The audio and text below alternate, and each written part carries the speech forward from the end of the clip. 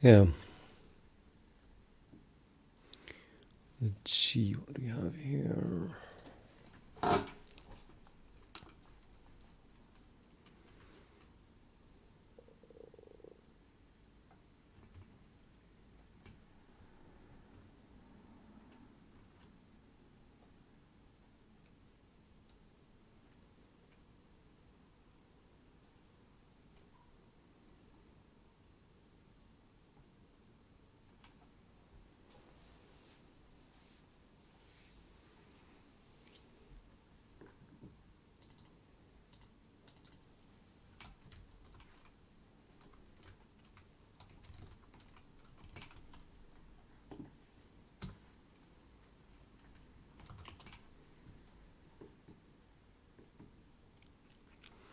Texture update request.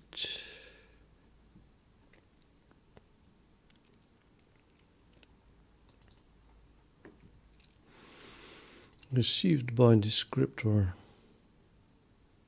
Combined image sampler updater.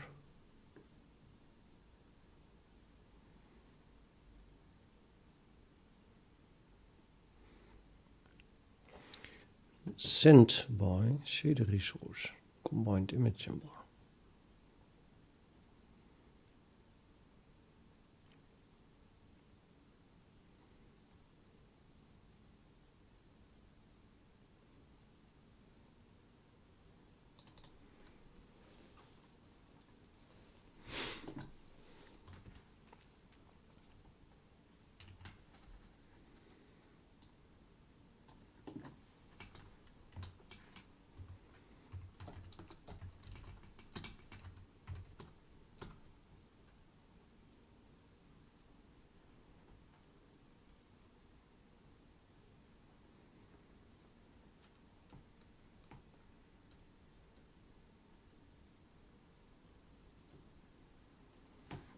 Yeah. That didn't need to be there.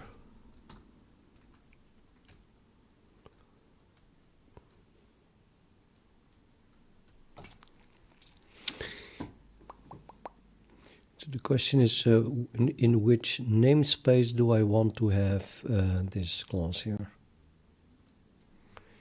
It seems to be related to descriptor and to shader resource, or related to. That's the one that sends it.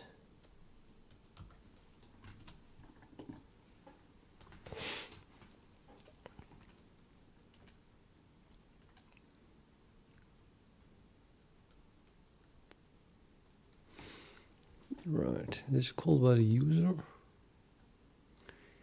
And then it creates texture update request.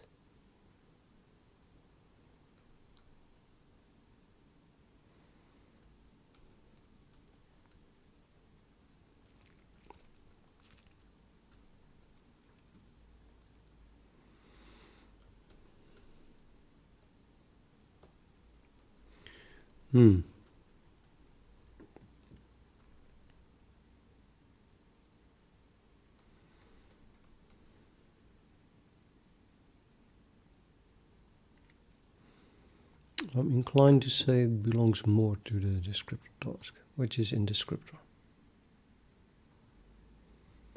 So I'll keep the descriptor, I guess.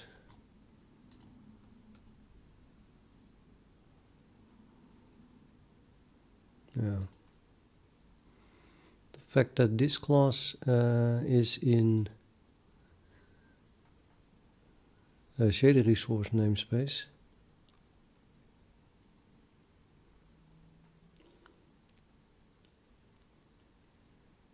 Yeah, well, okay. It is also using stuff from pipeline. It's using stuff from. Why is textures and shader resource? Oh boy.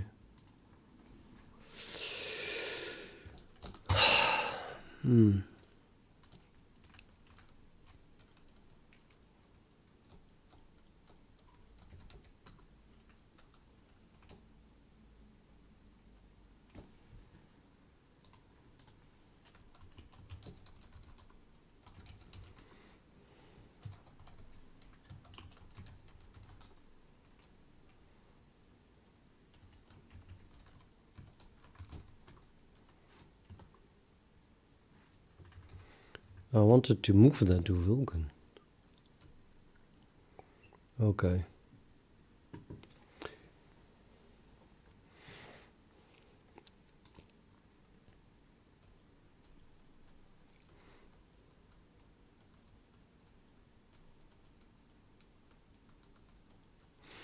Yeah, it's a hard decision, but it's when it's not trivial, I think it doesn't harm to make any decision. So I keep those there.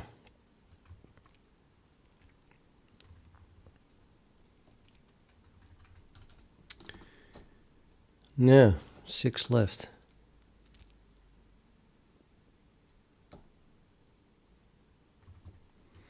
This is a compare. That's probably something that belongs very much to the push constant range. Oh, that's just a VK push constant range. So then it's more the question of what it is being used with.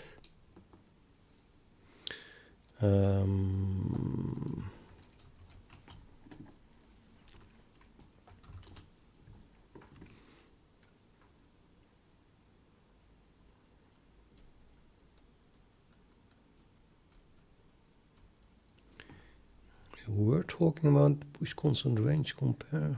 Yep.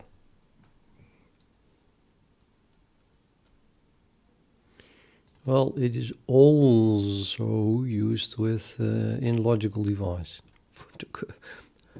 Utils pair compare. Yeah, that's not really.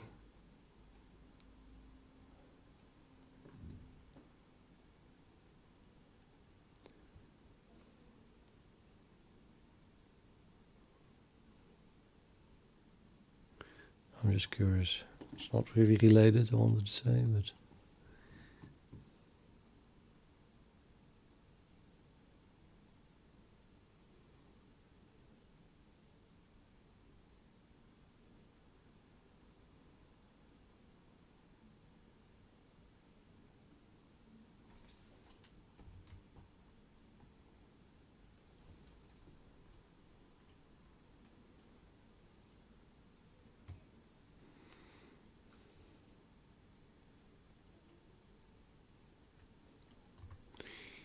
So used to sort pipe layouts container, which is a map, pipe layouts container key, and then handles to pipe layouts.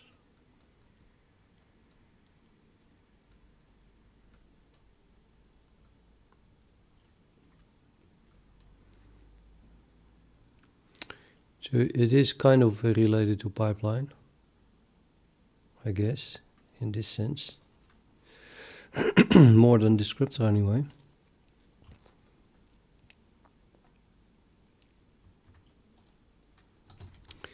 But struct push constant range compare. It's just the header. Or is this being used? Push constant ranges.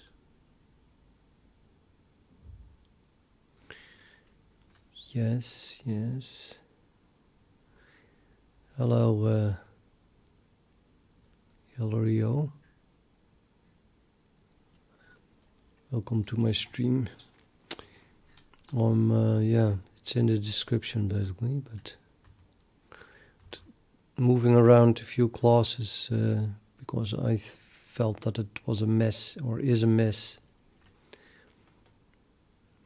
I have a few namespaces and they use classes from each other, like in abundance. What is the right word there?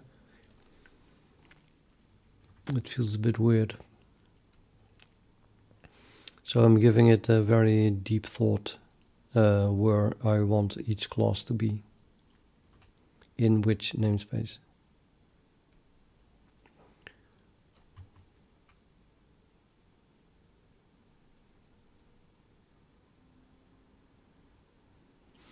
If I look at that this way, it's just a utility. In Vulkan has a VK push constant range, and this is my way to compare that. Doesn't have to do with anything except, well, except at most, or push constant range is being used for, that is exclusively used for pipelines and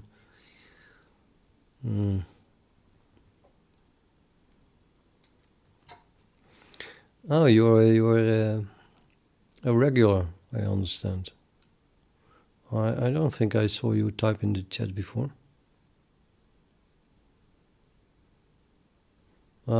That's good to hear. Yeah, thank you for the compliment.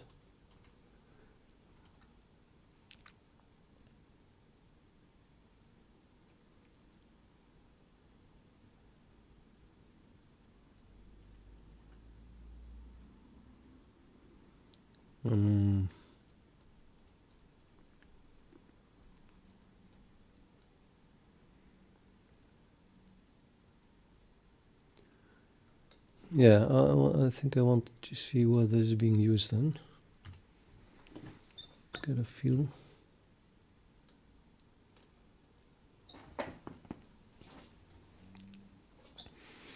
Called from push constant declaration context. That is shader builder stuff. And it is access what calls the above insert constructed. What is that English? Access what calls to the above insert constructed.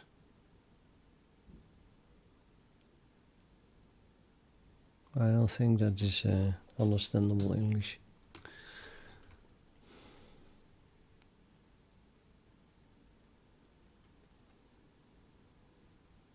Oh, no, I guess access what calls to the above insert constructed. So it calls to the above insert.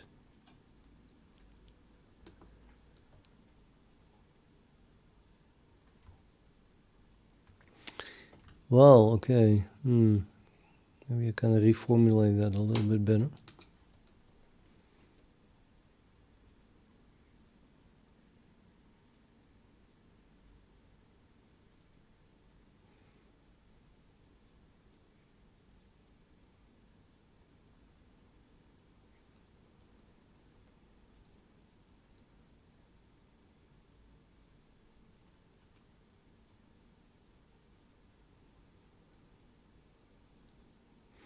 It's insane, but now suddenly I cannot think of a better way to formulate it. Yeah.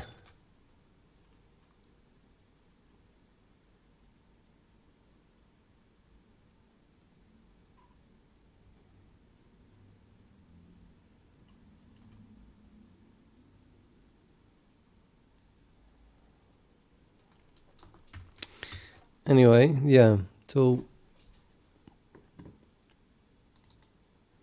this insert here, that's not searchable. Oh, but it said where it is called from. Deal is, yeah, that's what I said, the shader builder. And hopefully this is also called from shader builder. It doesn't say where it is called from.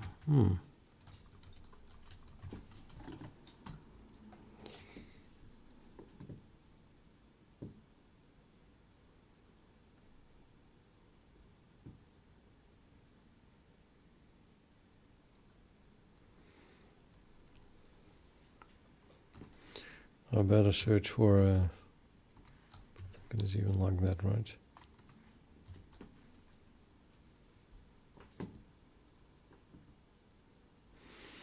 This is only returning the vector that was added if any weight was already sorted. See, it's just a comment.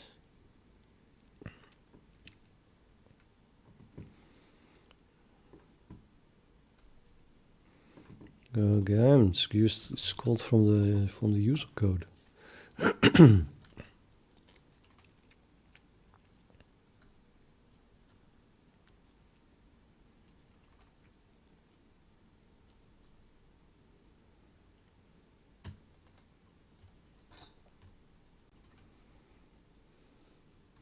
It's part of a characteristic.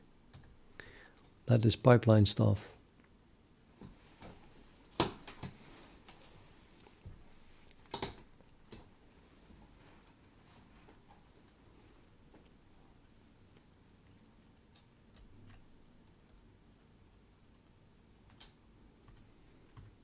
I guess all of these things are just very related.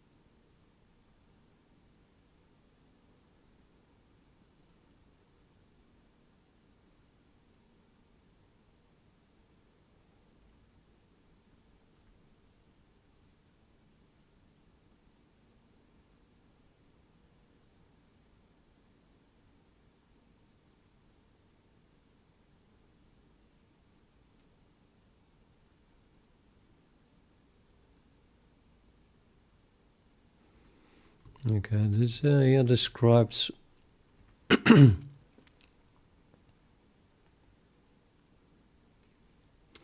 describes something that is highly related to building pipelines. So I think that I'll just keep it in the pipeline namespace then.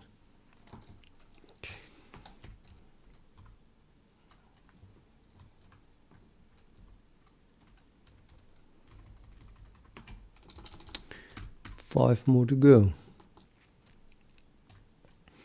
The last one are the hardest.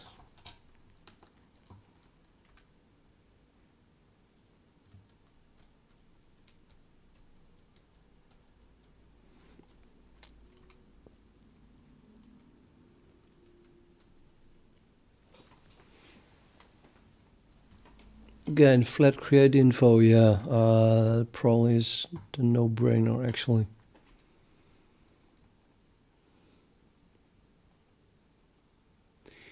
That contains all the data that in the end is used to create a pipeline, but then all in one structure.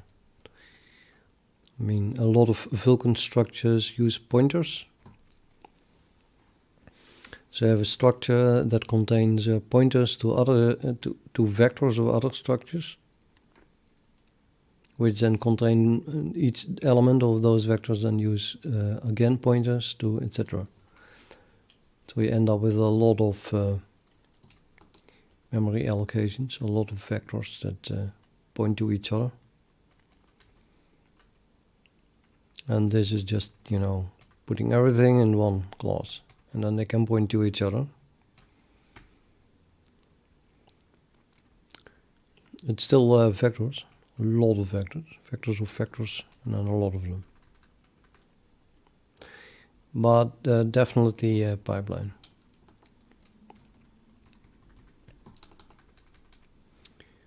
Pipeline parameters, that looks like a remnant of the tutorial that I was following. Intel tutorial. Oh, it's even completely empty. What is this?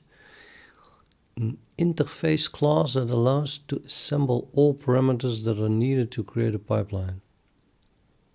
That was flat create info. I just described that.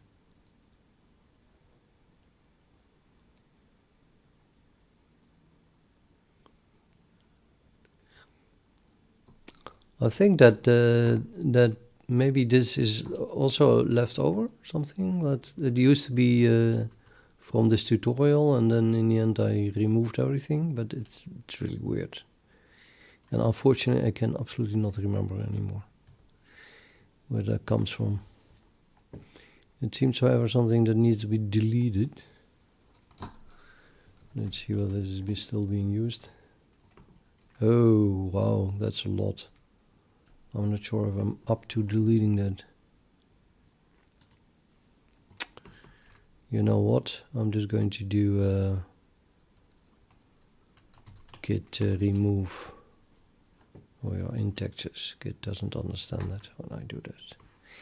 If I do vi and then I just do you know, this while I am in source test textures, it works. Oh yeah, it works. And the reason is that which vi is a very smart. Well, calls a descriptor, which is very smart, and it figures out what I meant. But Git itself, of course, needs to have the exact path. Oh no, I just switched history. So I need to pick it up. This one. Git remove the exact path. Yay, it is gone. And then I can delete it here as well. And now we have to test if it still compiles anyway, because make, you never know, deleting files and stuff.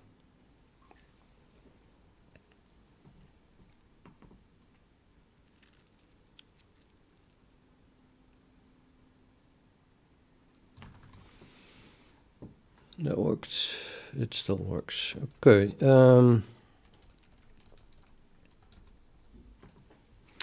3 more. We have shader input data.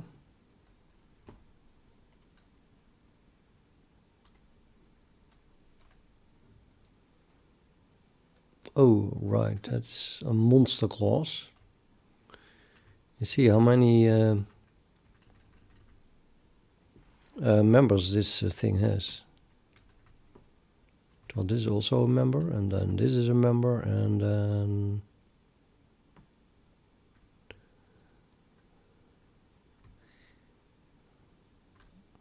all the way up till here are members. And then we get a constructor. That's an insane amount of data for a single class. So you think I would know what it is exactly doing?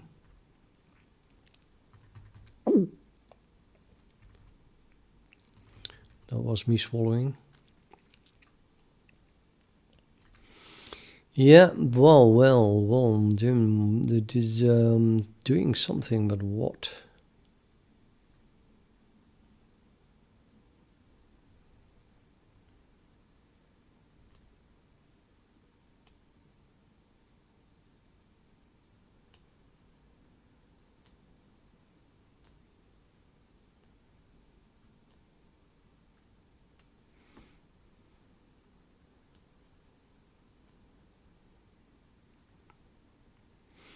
If you ask me, it's collecting everything that we need to know in order to generate the declarations of a shader and then compile it and stuff.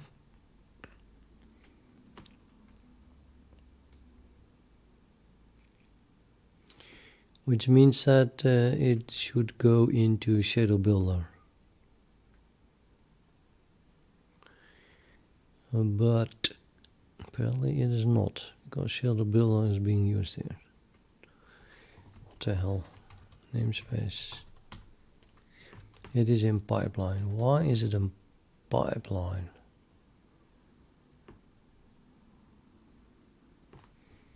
Okay, let's have a look who's really using it mostly.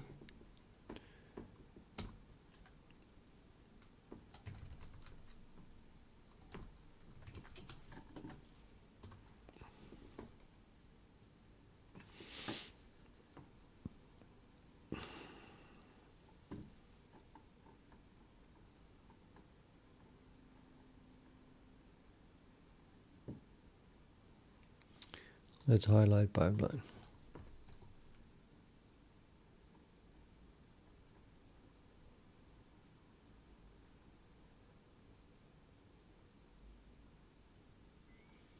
That's almost as if I was searching for pipeline. Here's something in shader builder, and these are just comments.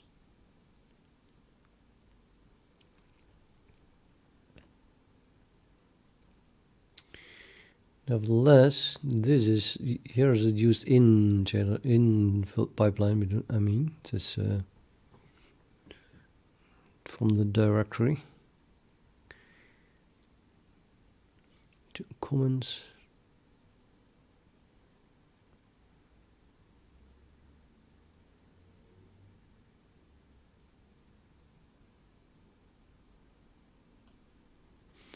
Input data is being passed to a function of combined image sampler updater.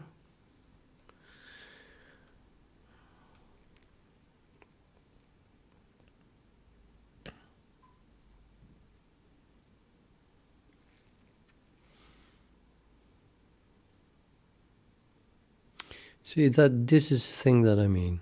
We are in namespace descriptor here.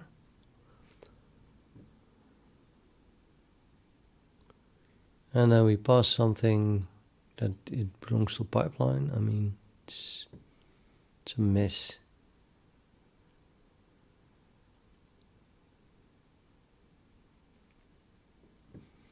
Pass it as a non-const pointer even.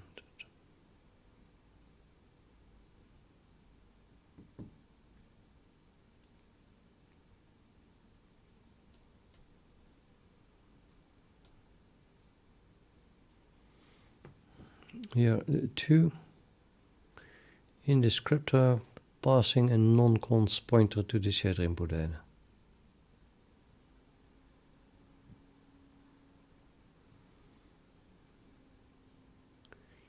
And again,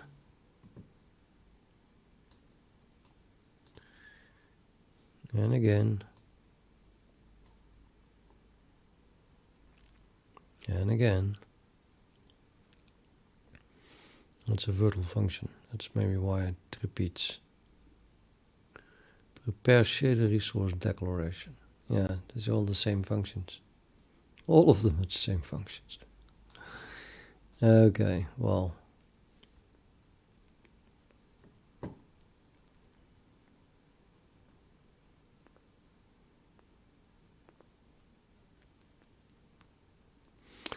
Yeah, a function called prepare shader resource declaration kind of really belongs in the shader builder.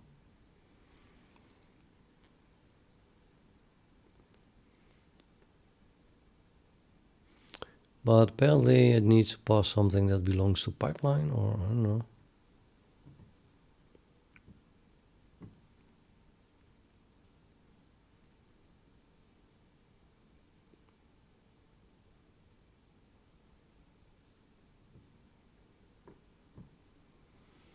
And then the shader builder is using it a lot, as you see.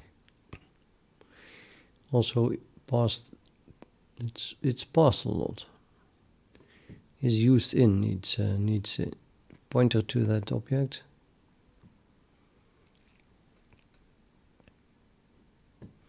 And I get something that I didn't even decide yet where I want it to be in.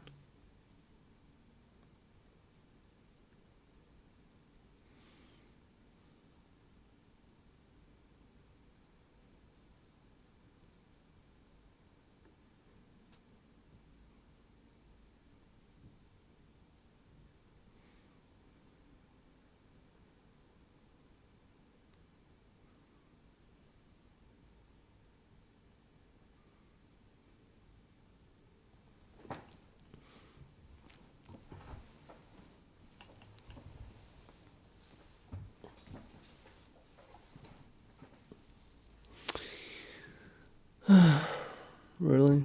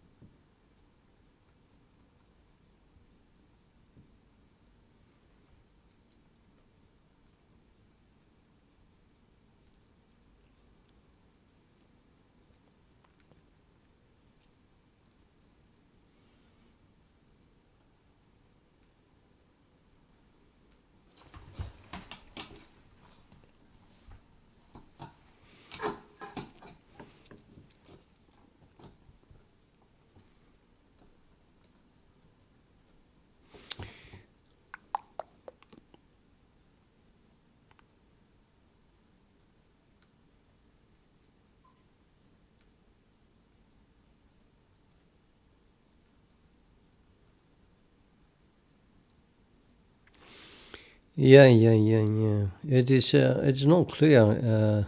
The boundary between shader builder and pipeline is not clear. I think that the shader builder really should only concern itself with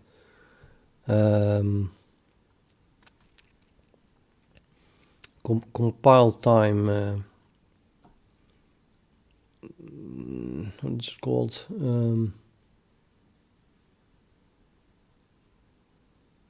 Yeah, well, anyway, pure declaration stuff as a result of the user defining certain structs.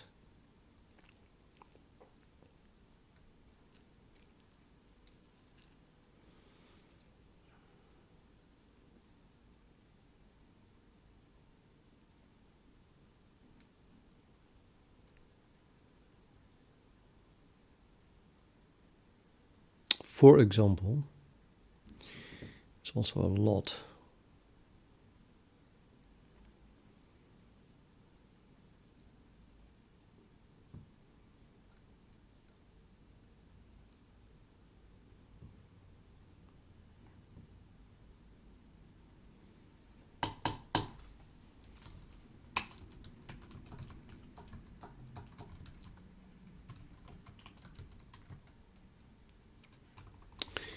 For example, this is user code for the thing that you just saw, and it contains vertex data.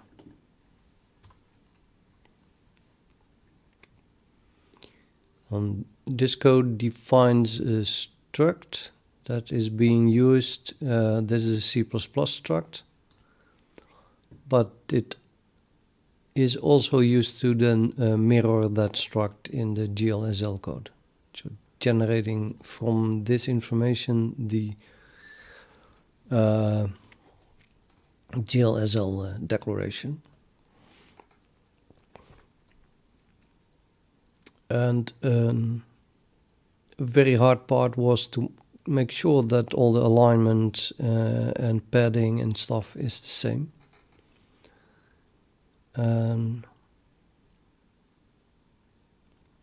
Yeah, and that's what my shader builder namespace is concerned with, I think. As you can see, it is including shader builder something. And this macro is then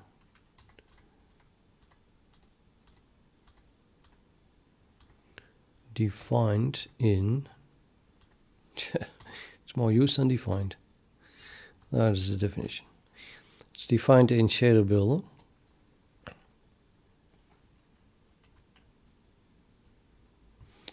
And then all these template things go with it.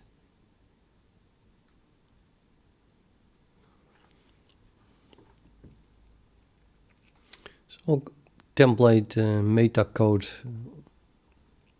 it's compile time stuff.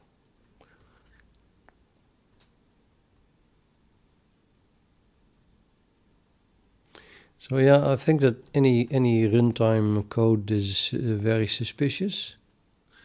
So yeah, it's talking about offset, padding, it's very template heavy. That's what goes into shader builder.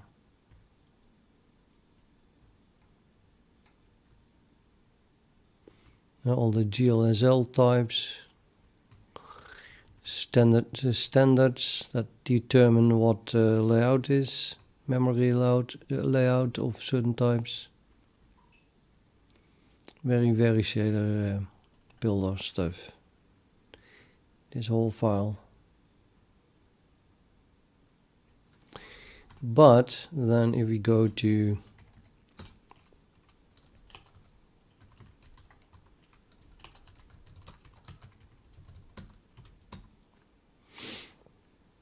that was just one file, and as you can see we have a lot of those. Now in shader resource I'm already going to move a lot of stuff there. Well, certain things go to detail. The only things that really stay are what the user is using directly.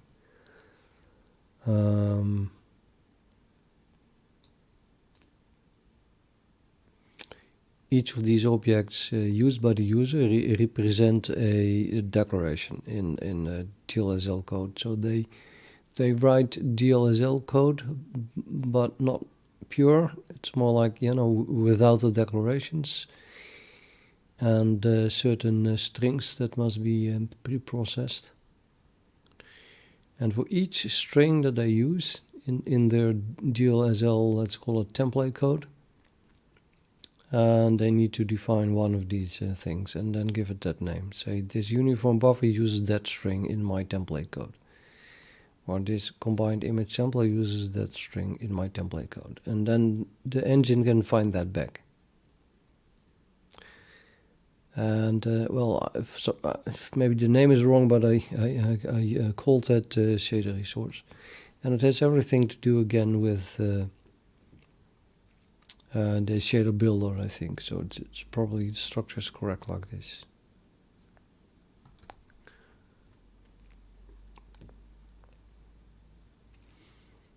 And then yeah, certain classes are base classes or helper classes, and I'll just hide them in detail. But what about the rest?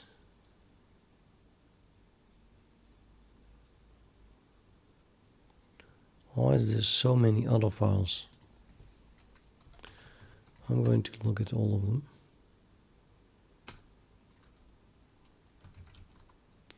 "23 files, my god." But yeah, basic type, well, definitely shader builder stuff. It's talking about types. And that's all. Next. Namespace shader builder standard. So yeah, definitely also shader builder. Declaration context.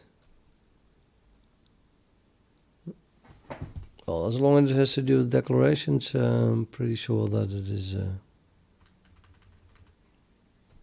Well, you could say it belongs in pipeline. It's a bit dubious, slightly.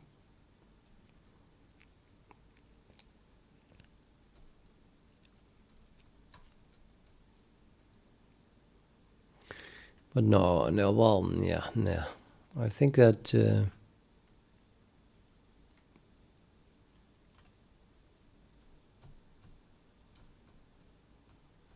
got to make a decision.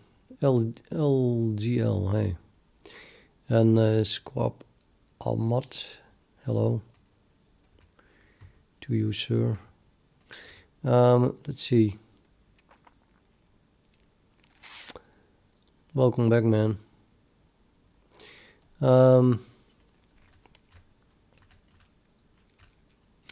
Okay, so stuff related to declaration contexts. Sorry, declarations. Let's put those. Let's keep those in shader builder. So this is then also declaration related. That is certainly. There's again declaration context something. Push constant. Basic type, offset, array size, also declaration stuff. There we have shader compiler options, or what? No, that looks like an extension. I mean, you at some point you generate declarations, and then I have to compile it, right? So shader builder, okay. So it generates shader builder, builds the shader. So I generated declarations.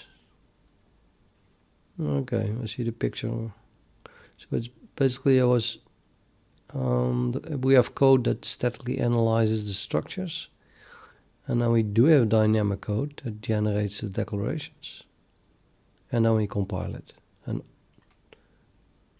I call that shader builder. So then the shader compiler options belongs also in the shader compiler itself.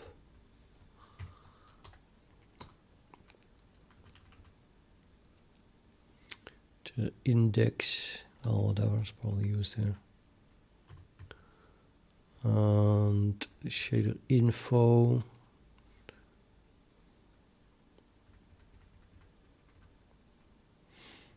It even still talks about compiler options and the template code.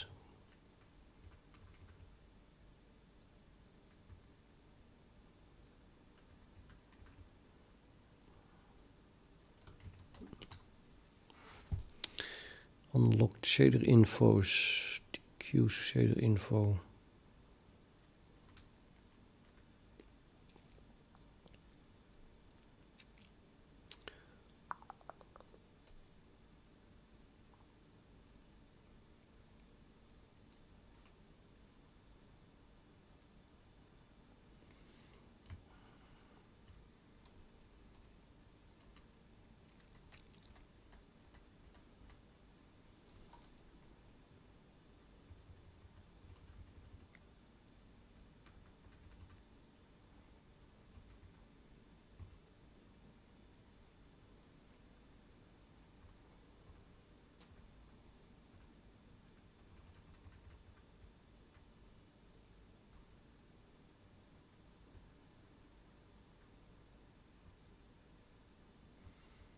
Okay, seems to have to do with compiling the shader.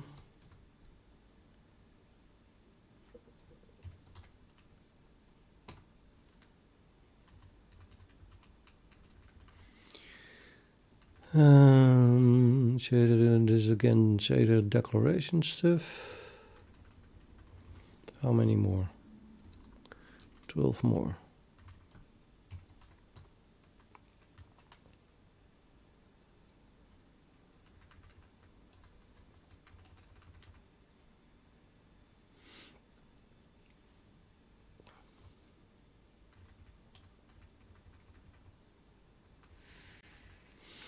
Well, shader declaration stuff, right? So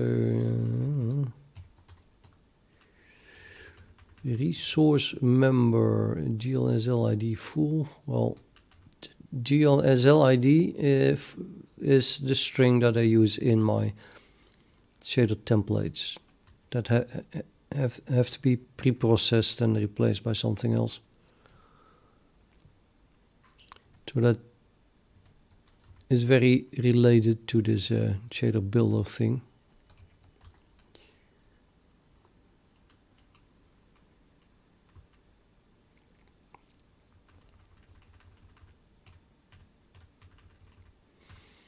Shader resource plus characteristic.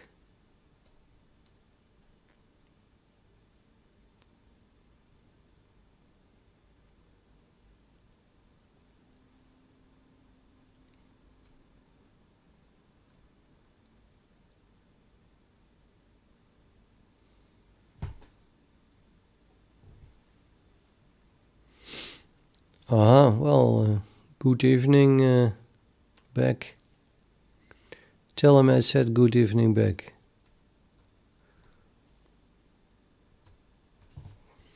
If he's still there. I would really not understand why anyone who does not know English would watch my stream.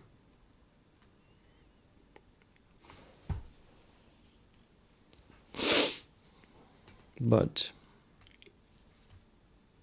I'm curious why anyone would.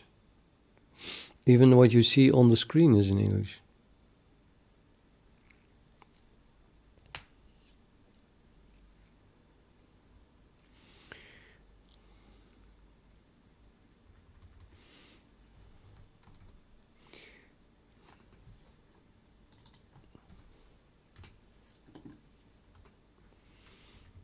Apparently, I've thought before that this belongs in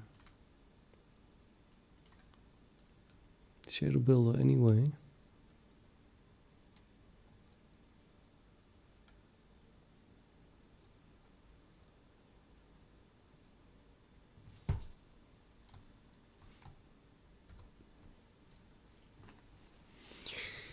Okay. Tesher, do you live in Russia?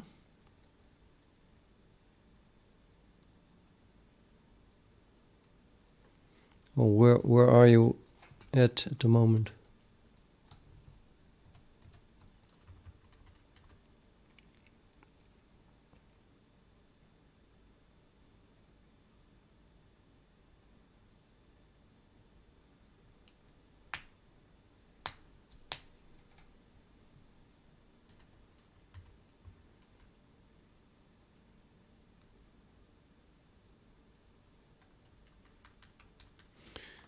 Must be a long chat delay again.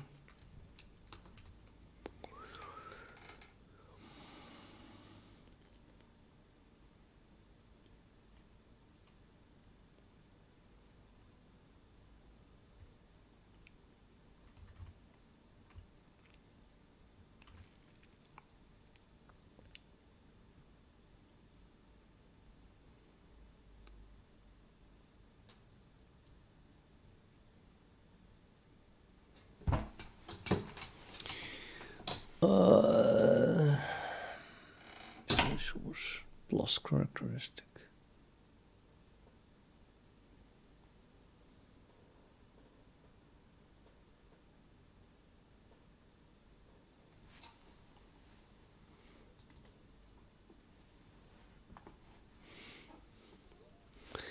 Yeah, well, I asked Tesher.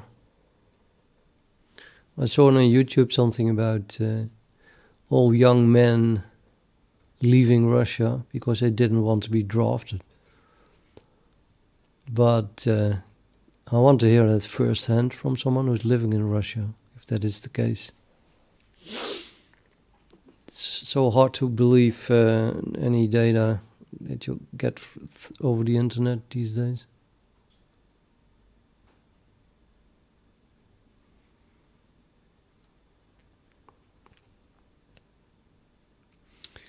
I haven't seen Arthur. He's called himself Arthur. He wanted to donate money to me. So I gave him a link from long ago, some other project, and he did. Very nice. But then now I didn't see him anymore after this.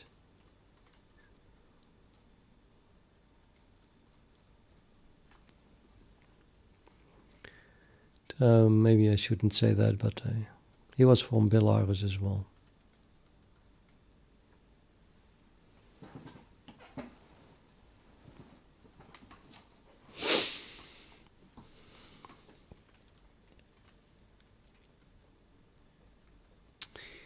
Right, so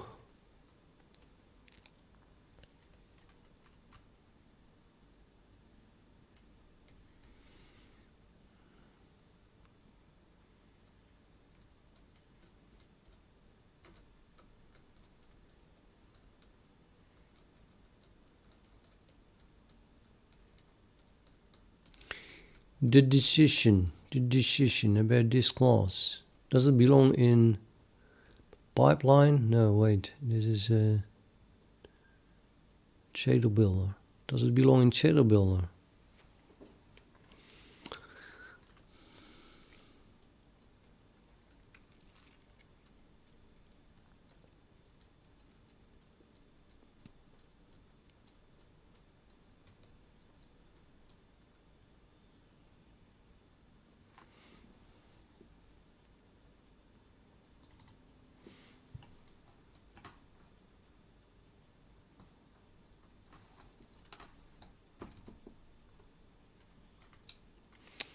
Nine more files to edit. Okay, then let's leave this one.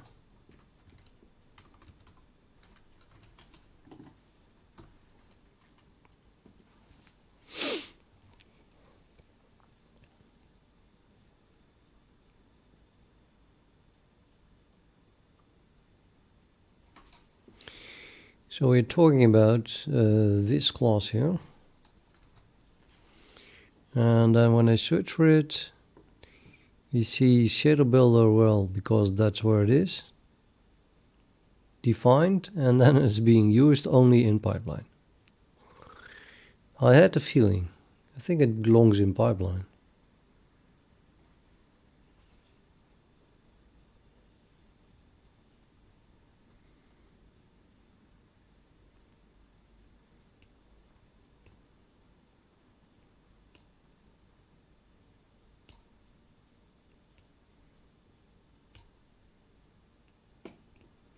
Well, either we have 10 minutes delay, or I'm not sure what Dasher Castle is referring to.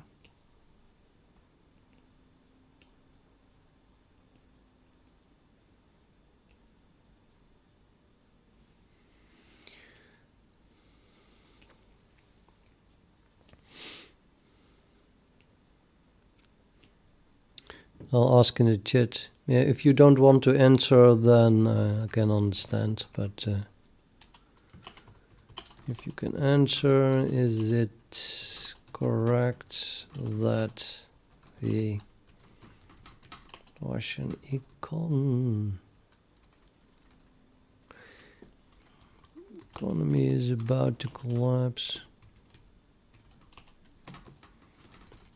because the workforce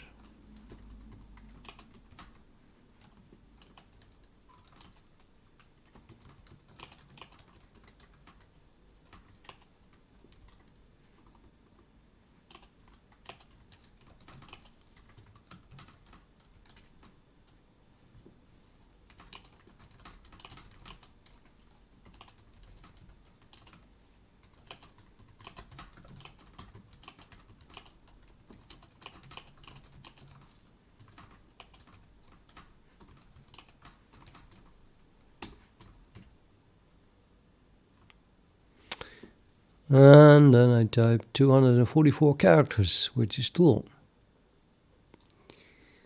So cut this.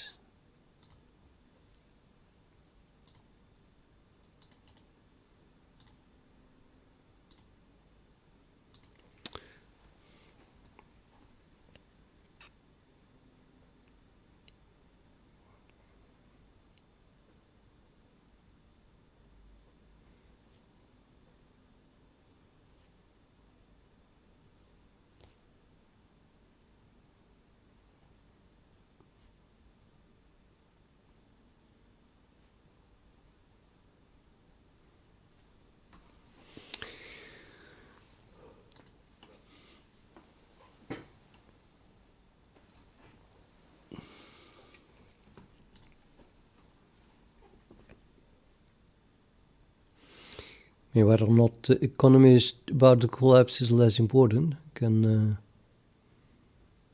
conclude that for ourselves. But the idea was that, say, a million or so young men are gone,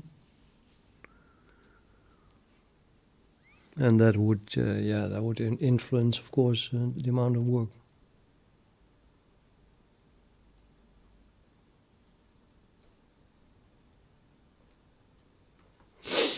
Yeah, well, okay. Let's continue.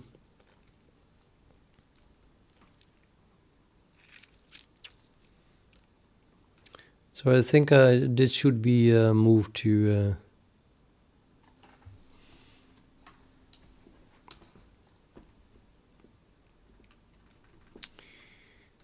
wait. Oh, 9 more files, and of course I had to quit it. I'm an idiot. I wanted to go here. And then move that thing.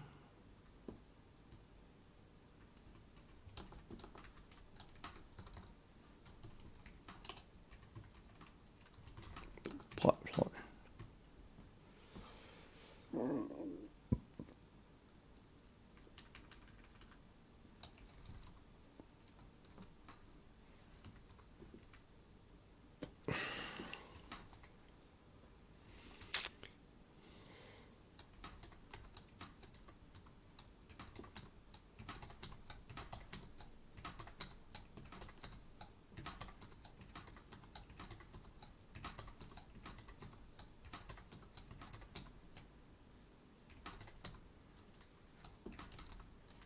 Seven more files. Okay, do this. You can actually do this. Like there was the one. 9 more, yeah, this was the one. Okay, series of the then move to pipeline. And then we have here the shader resource plus characteristic index. Well, yeah, I just moved shader resource plus characteristic to pipeline, so this one has to be moved then as well, I suppose.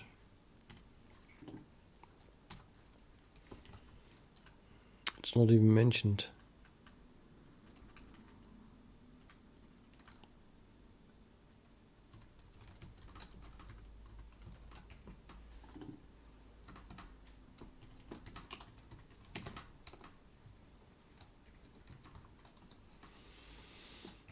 Next, I have here shader resource variable. Final. Derived from shader variable, which is GLSLID, so that definitely belongs in the namespace that it is in. And shader variable, same thing. This is compute, yeah, also very much layout stuff.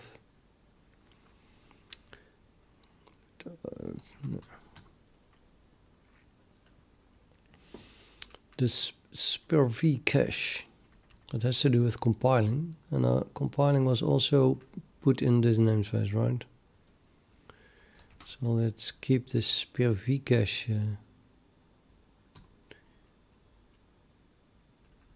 uniform. Really? Okay, interesting.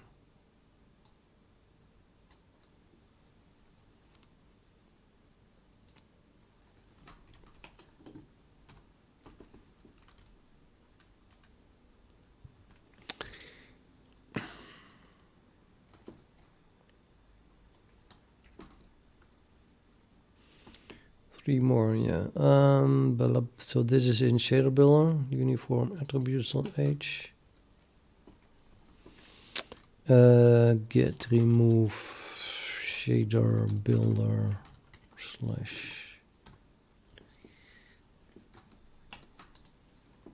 next.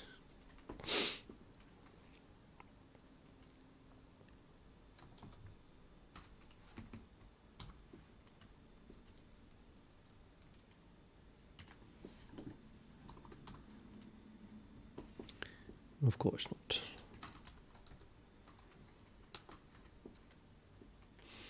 Vertex attribute declaration context. Well, that's a declaration. Vertex attribute also looks good. And this is yeah. Finally, you have them all. So these really belong in this directory, I think.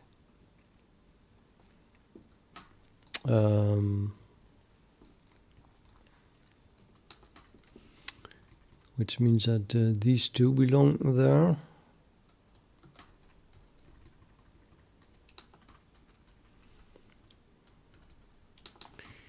Then the only undecided one left is this big thing, shader input data.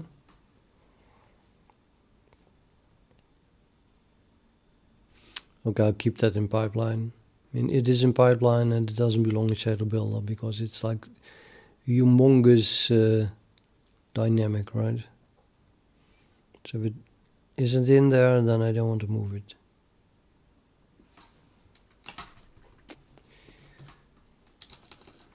And this is the actions that we must take. Names of in names. In terms of renaming. So let's do that then. Which one shall I do first? Does it really matter, I guess? Let's do this one first.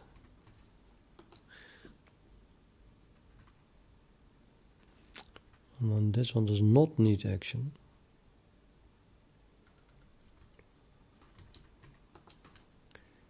Neither does this one. And these I want all to move there.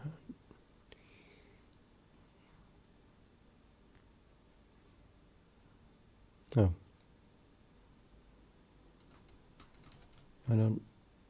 I think that moving is also an action, right?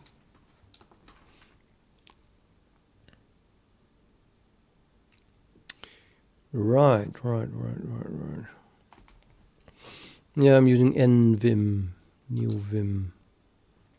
Oh, I should put that in my FAQ, because definitely asks a lot.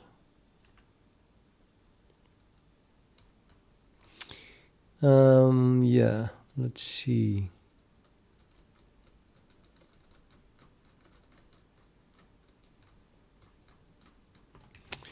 Let's write this, open it again, and then start doing it.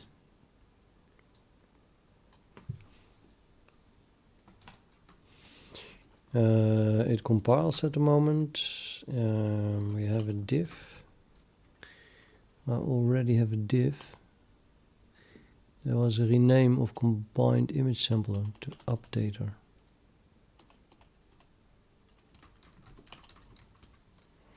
So we have a quick look at status. There's I think a few files moved, but renamed. Okay, just that works.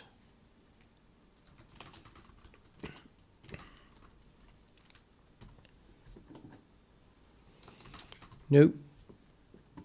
Yeah, basically, this is the rename of that to that, I think.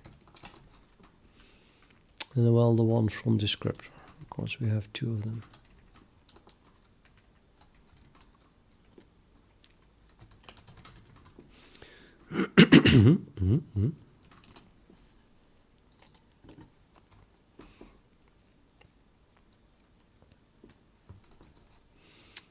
Consecutive range must be moved to VK utils.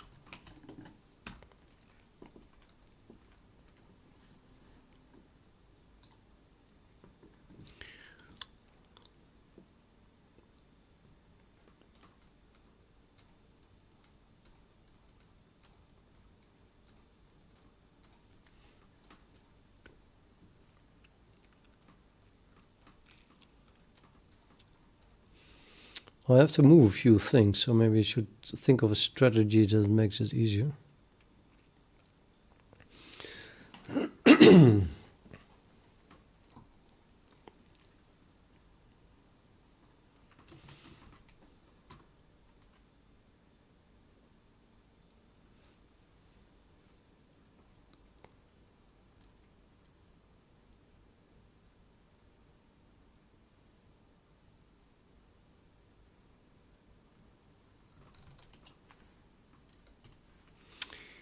Grab.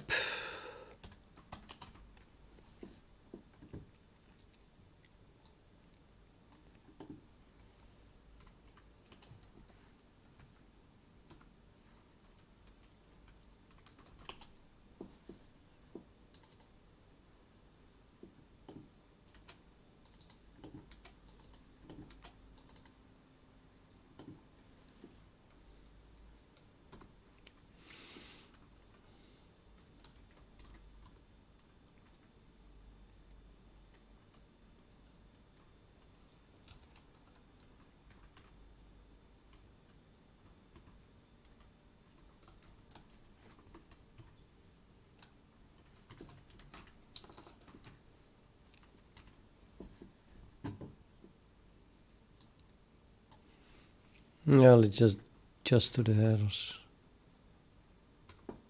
first. Actually, VK utils.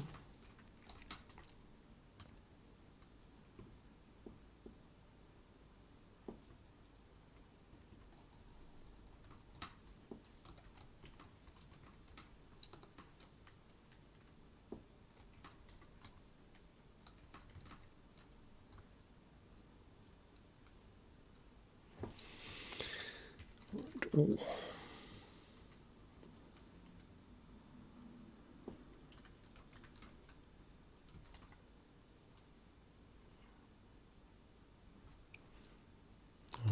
Just don't know where it is.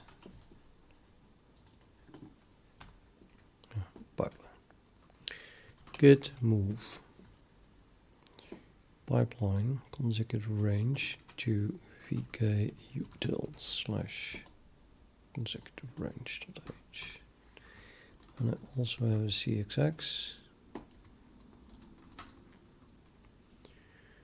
And then we want to find all the occurrences of pipeline, 2 columns, consecutive range. Really, I don't want to find that, but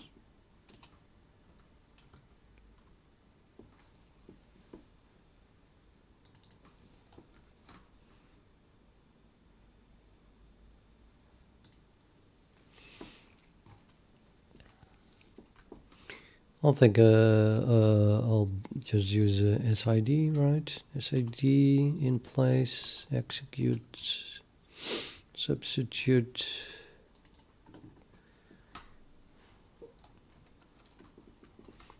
VK utils.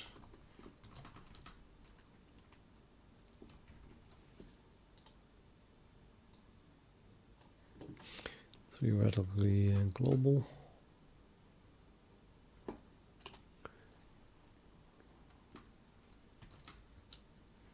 Maybe a bit too crazy. Let me just pass all the files that we found, which is texture update requests, combined image sampler.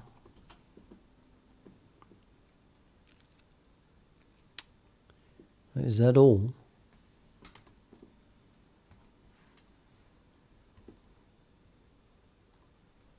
Apparently, only 2 files.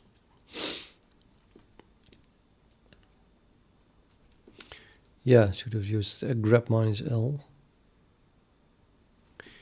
And now I think I might be missing still something, because there could be a consecutive range without a semicolon, sorry, without the colon in front of it.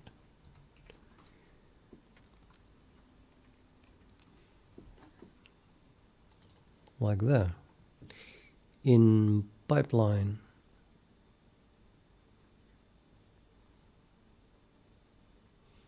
Well, let the comments be the comments. We got all the includes. So the factory characteristic key and ID. Well, that is include. There is it. This one needs to be edited. And this one needs to be edited. Well, actually the whole file.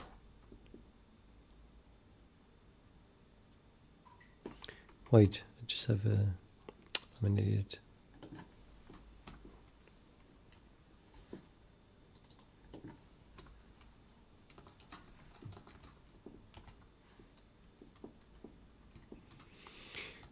Just going to do it like that, I think. I don't know how many were there, but substitute only 1. Okay. VK utils colon ding doing. Gedaan. Next.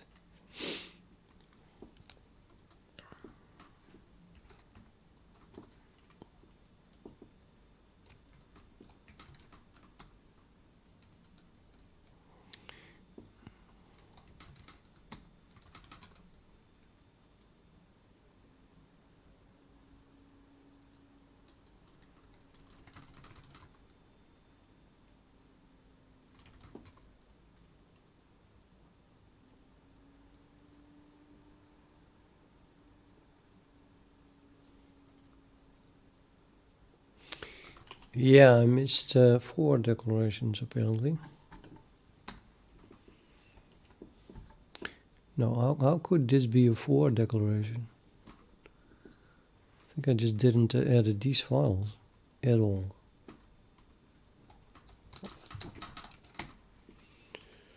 vi vk util slash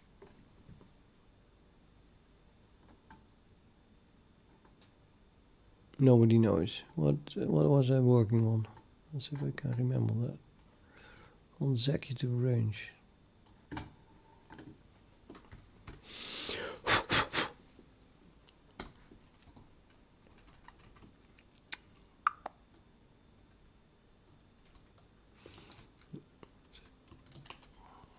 VK utils, the namespace.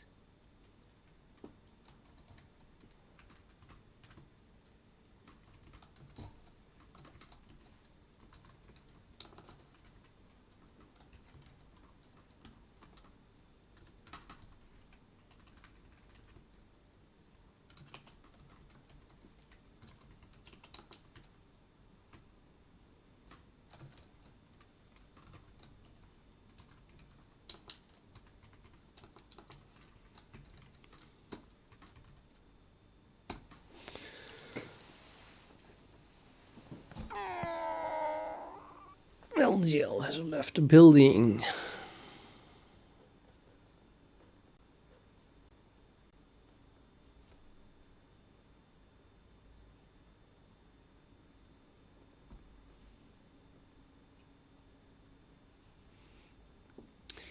Lyrics made, yeah.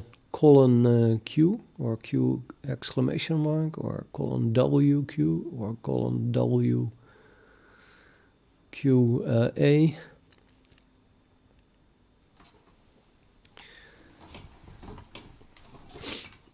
The Q is important, I guess. And the W is if you also want to save your stuff. And an exclamation mark means that you want to ignore any things it throws at you if it refuses to leave. For example, you made changes, so you do Q, it says, hey, you didn't save the changes. Now you can do Q exclamation mark and it will just quit anyway without saving. And the A means that you apply to all files at once and not just the current one.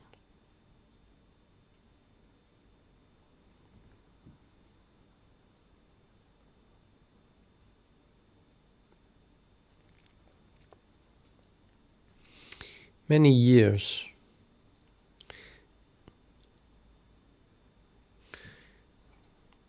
Shavku asked how much time do you need to learn programming? And my answer is many years.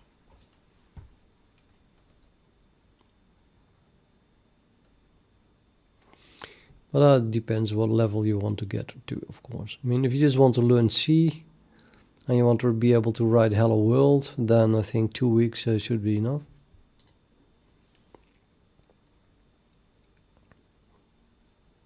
But if you want to become a very good C++ programmer, then you will never stop learning, never.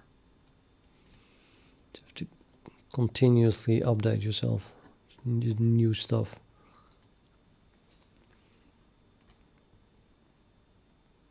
I think I used to say that was like Aikido, say you need at least 10 years, before you are a really good C++ programmer. But that was before they started to bring out all those new standards and adding new stuff every 3 years.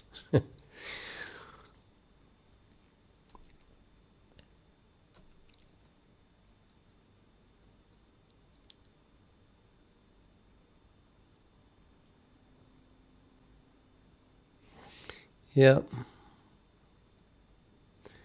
I think just to learn the basic syntax of C++ is 3 months or so of hard work. And then you didn't get into the gory details. Definitely not. But you did already look at templates and stuff. I wouldn't have a clue about Celery. It compiles, yeah. Let's continue with the next one.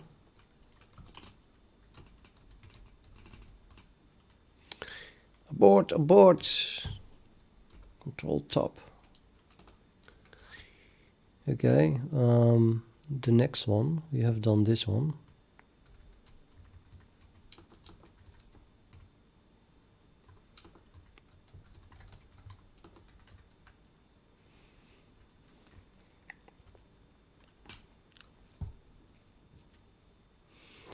Let's move this one from shadow builder to pipeline.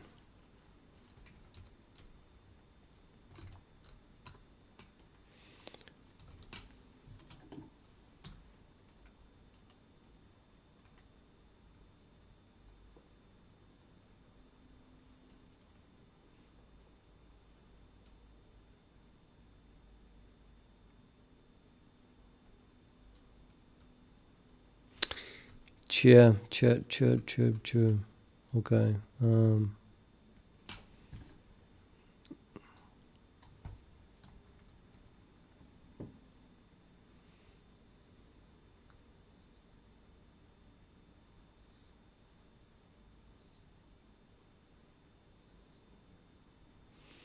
Well, I can do that manually, I think. Ish.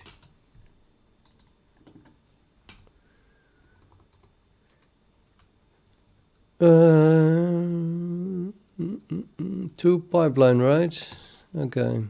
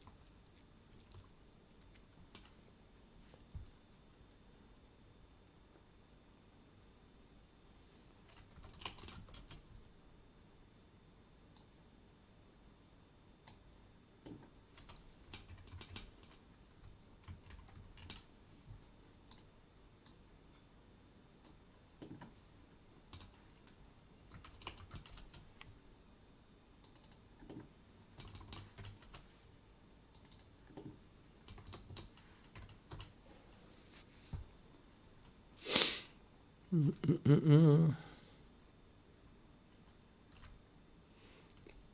I miss something?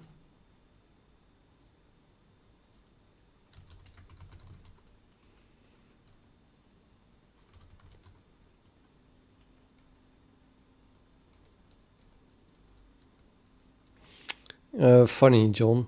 Yeah. I'm not good at Vim at all. I'm using a small subset of all the commands that are there.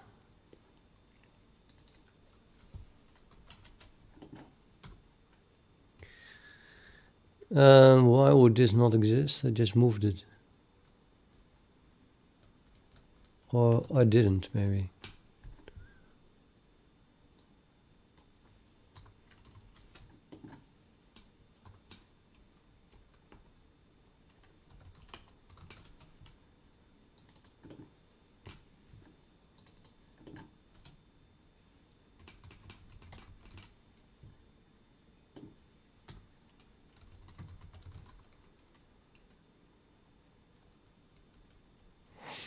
Razor, no. Follow my own guidelines. Everything that I have standardized for myself, I have given very, very deep thought. And some things took more than a decade, more than 2 decades sometimes, I think. I've just kept changing things and changing things and changing things.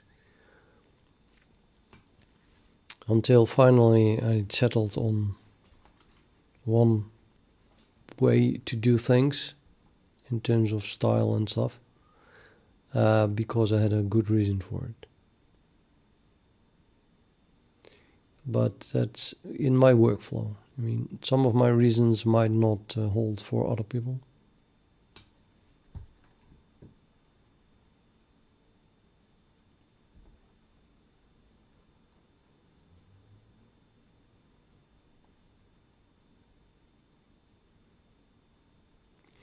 I never answered that. I didn't see it.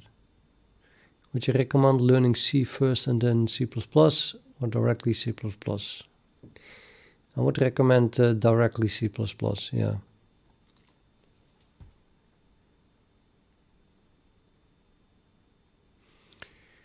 But it's specifically the way you code, the way you think. The syntax is, of course, the same. C++ is C plus a lot more. But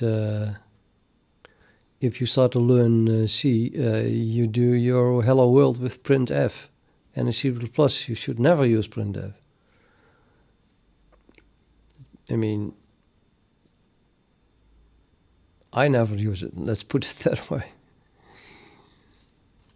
Grab all sources, regardless of what's in front of it.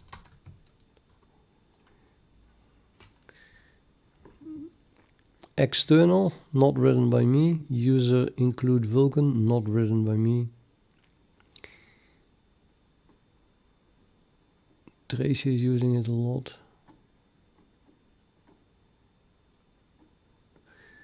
Vulkan memory allocator.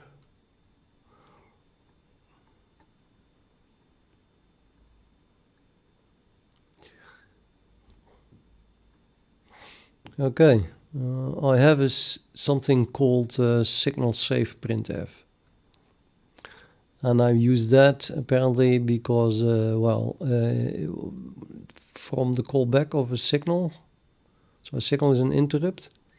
From an interrupt handler, it's not very it's not going to work to use the normal output. In fact, nothing is working. Cannot write to O streams from signal handlers. You cannot even use printf. So I wrote the signal safe printf, which I can use to at least write something from a signal handler for debugging, the D-hairs debugging. So, and that apparently is being used. It's commented out, but it's been used in the thread pool.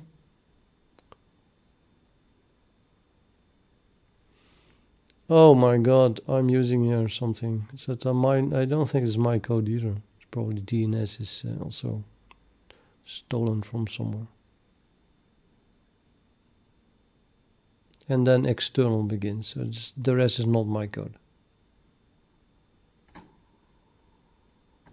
So I'm not using it.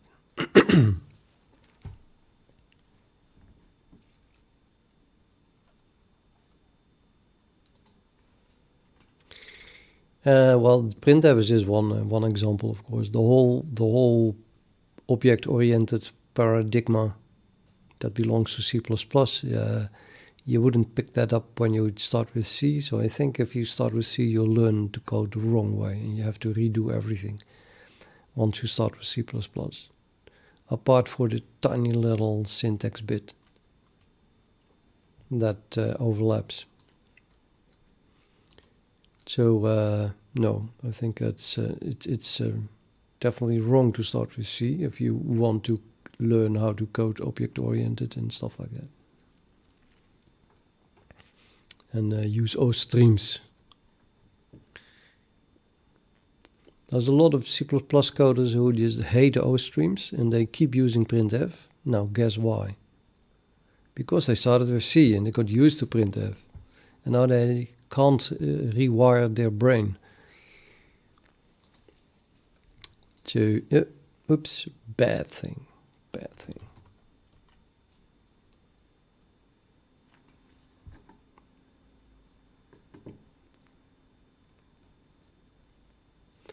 fatal error. Shader builder, shader resource plus characteristic index.h, no such file or directory. I don't know why I missed it, but I missed it, and it should be in pipeline.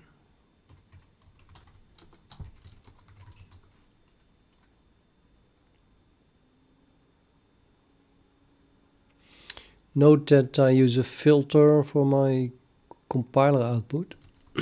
So it shows the first 2 errors and then the rest is suppressed.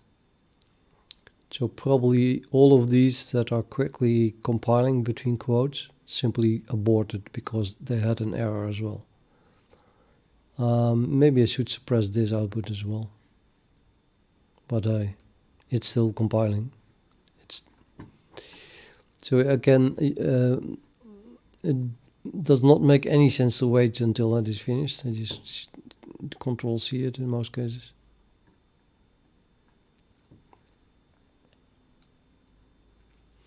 Because you should always only look at the first error. The rest can be complete nonsense. If I was a compiler vendor, then I would even stop printing.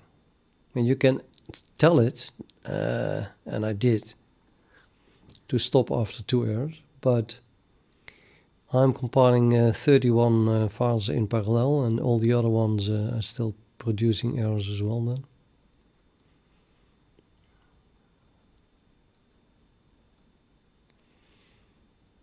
I don't know the specs from my head, man. It's just, well, 16 cores, so 32 threads, and 32 gigabytes of RAM, and a 1 terabyte solid state hard disk on the motherboard.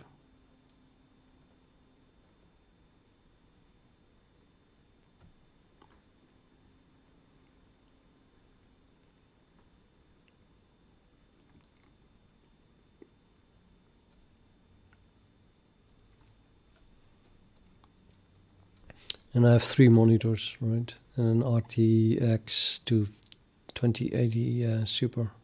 That's the graphics card.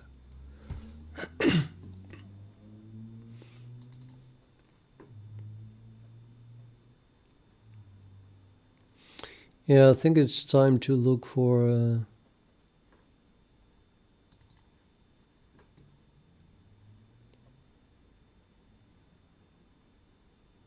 Wait, I'm moving it to pipeline, am I not?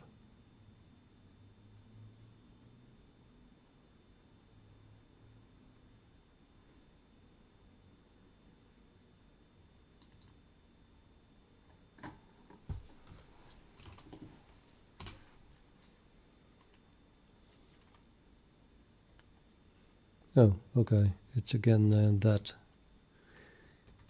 again.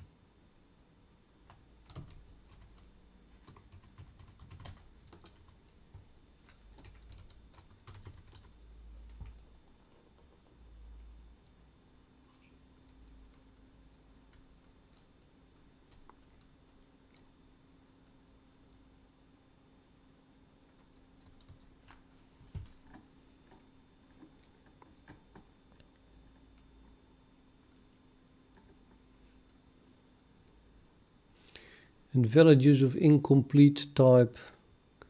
Vulkan pipeline shader resource base.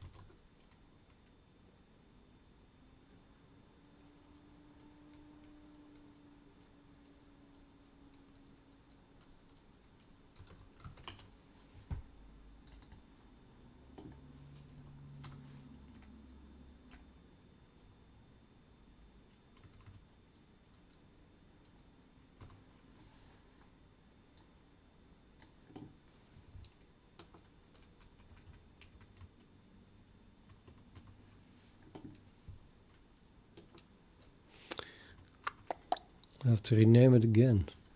The base is going to be moved to detail.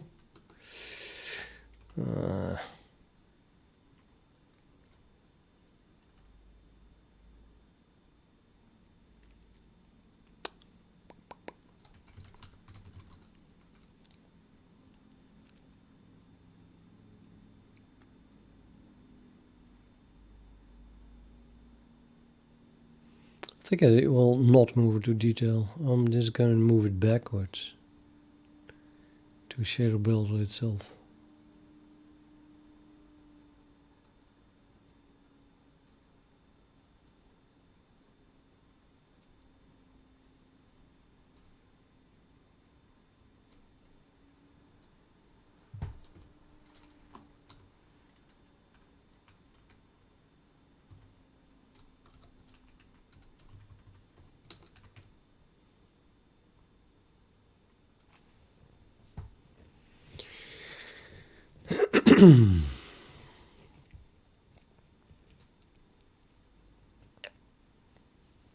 Yes, I use struct as well. I like to use the struct, I think, when it is specifically POD. So when the members are public, then I definitely use struct instead of class.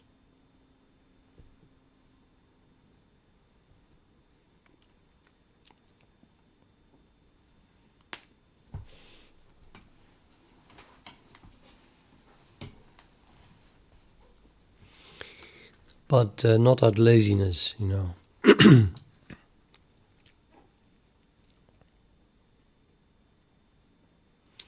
Well, maybe it's sometimes it's a little bit of laziness. If something that could or should be a class is used very locally, only in that file, only by that class that follows it. It's a helper class-ish thing, and it does hardly needs to be object-oriented because it's just not used anywhere else. It's a really local thing. Then sometimes I use it. I make it a struct with public access and everything.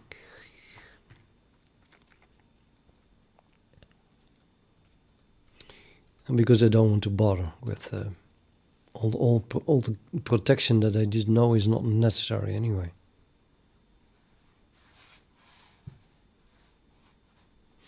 But sometimes something just needs to be a POD, plain old data, trivial, copyable, can be initialized with aggregate initialization or designated initialization. It's in C++20, I think.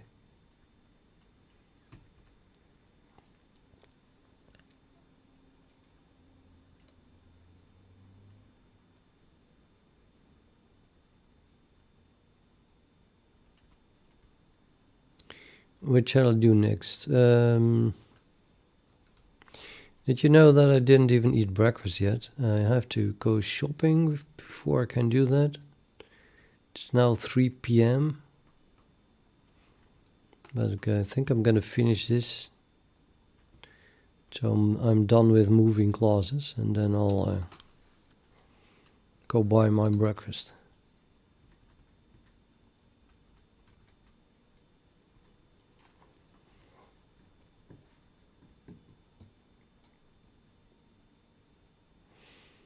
Oh, there's still people that swear with C.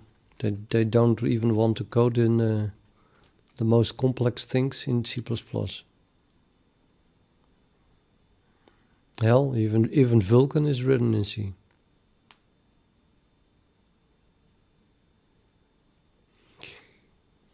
I really cannot understand the reasons behind it. It's like people are just scared. They're scared of C++. Only reason I can think of to be scared of anything that is related to computers is when you don't understand it, you don't have the overview, and that makes it scary. But okay. I guess it has to do with what is it? Portability, compatibility. The C++ standard is it is a standard, you know, but it's a lot harder to keep things backwards compatible.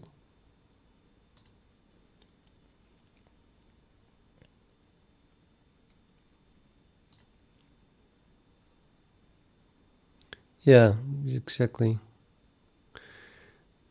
Arjen says so they probably have the feeling that that if they use C++,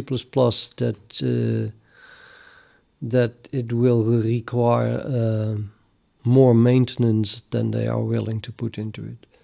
While if you write something in C, then they have the feeling that they will not have to maintain anything because C is just C and it will still be C in 20 years from now. And I also have heard people say that it is easier to get C programmers than to find good C++ programmers. So if you write a complex program in C++, you have a much higher demand, I guess, on the expertise of your programmers. So you need to hire more experienced, more expensive people.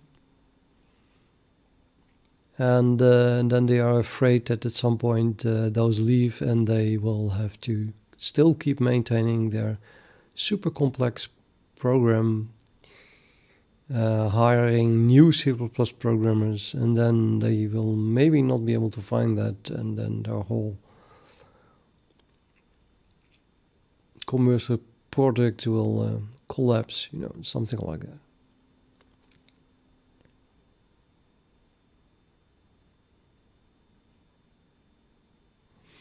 Yeah, I wouldn't do I wouldn't do it. I think that a large parts of C++ are also not changing. They add stuff, but of course they always are extremely watching out for backwards compatibility. I mean, of course, you might lose binary compatibility. But, well, that's part of life. That mess exists anyway. You know, we have loads and loads of libraries, and if you want something to keep working, everyone is porting the libraries with their application. So it's completely what libraries are not for. Because you want to use libraries so that you don't so that you can reuse code and save memory and stuff like that.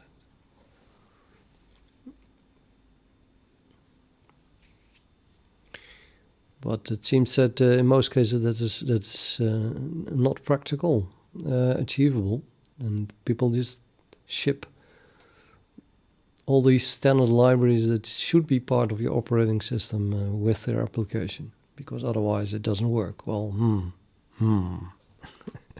something is wrong here. I'm pretty sure that holds for code written in C as well. It's C libraries anyway. But yeah, for C++ libraries that would be even worse. You know, then really the version just must really match much more accurately. And companies don't like to live on the bleeding edge. So the version mismatches will be there, and then they have to ship all those libraries anyway. I mean, it's not something I worry about. I'm always like, well, download the source code and just compile it and use the bleeding edge. And if it doesn't work, then write to me and I'll fix it. Should not be afraid should not be afraid of temporarily things not working because you're advancing. Companies are extremely scared of that, it seems.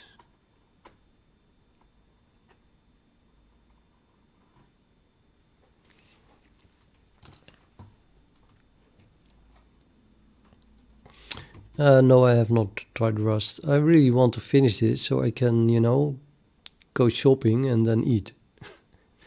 So stop asking questions, people. Let me finish this. These things have to be done. Texture.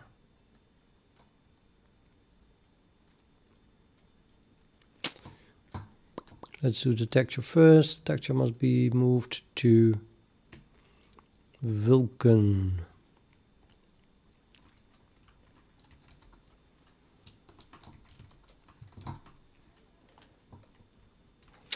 That's a big one.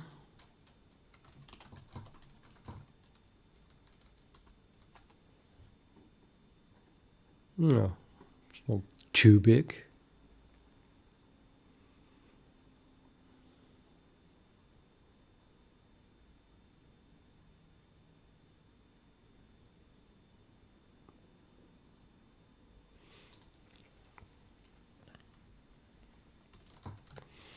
Let me just use SID. SID, execute, substitute, include, well, let's include even, let's, this whole line here must become, just paste it again.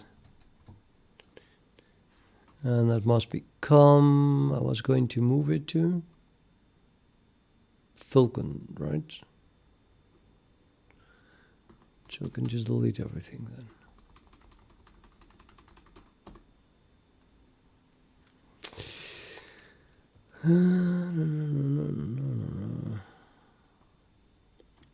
Theoretically, I have to escape that.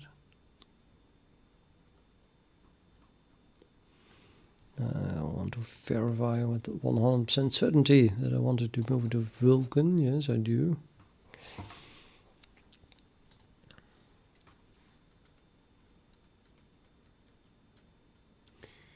Also want to verify there is not already something in Vulkan. Texture, no. Well, then I can move it. No input files. Yeah. So project sources. That worked.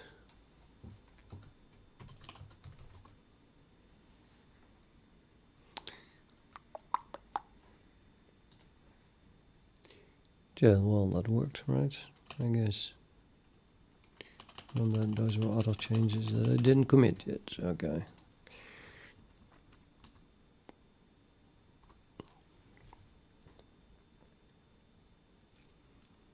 Then we have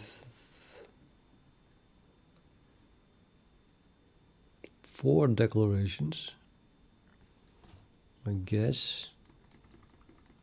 Let's use class texture. This is just one of them, which is very strange.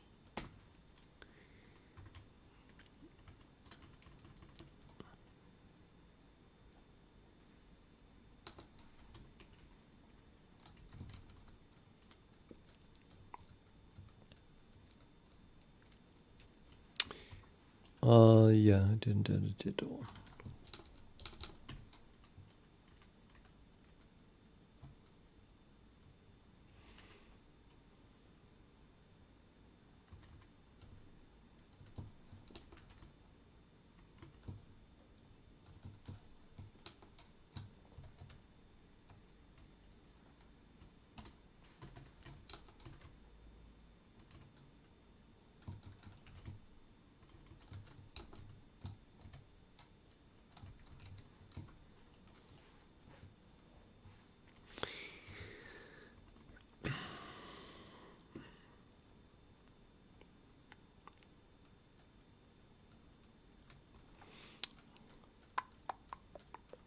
Why I'm not finding the actual,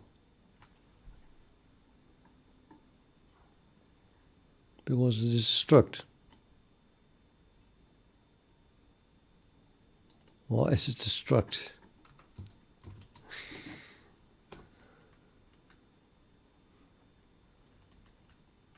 Yeah, it doesn't seem to make any sense.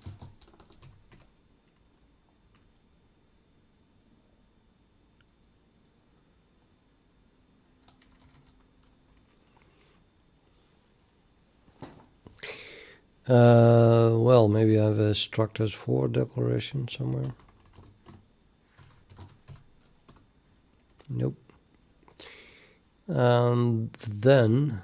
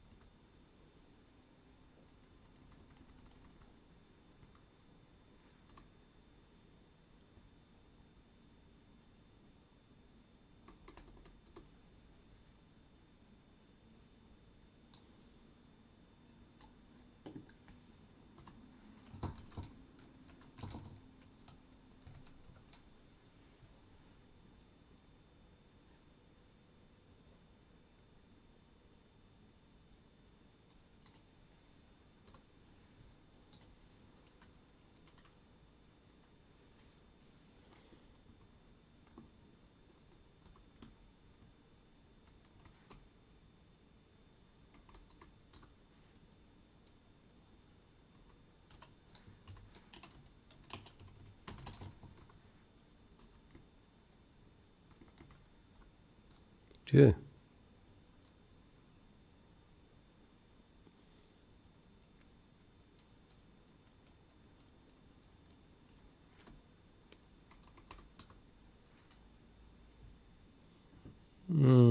Okay. And I forgot again how many there were, really. 55 and 95, but if I remove everything that has hello, all these things, texture test, pipeline characteristic, kind of. Oh,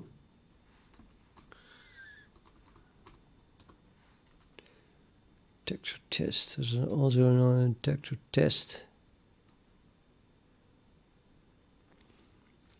Because you just have to remove all the texture test stuff. And still there is left.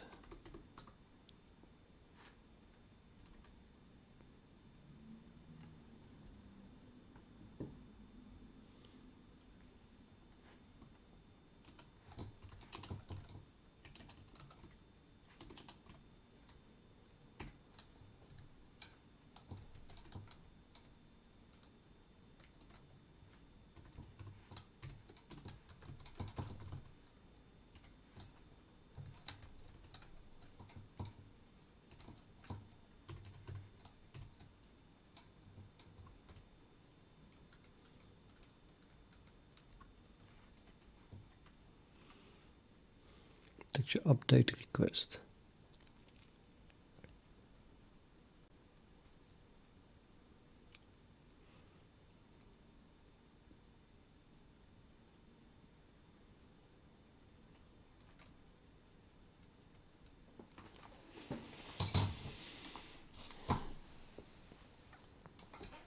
Yeah, okay, so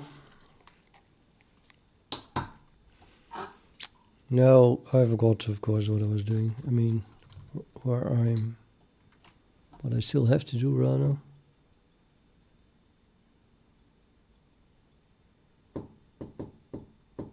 Why was this not changed?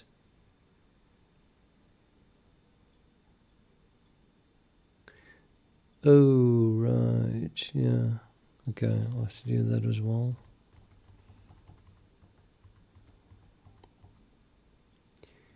SED, this Vulkan shader resource.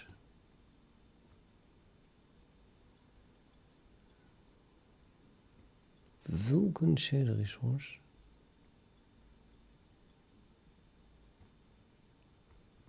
Really strange.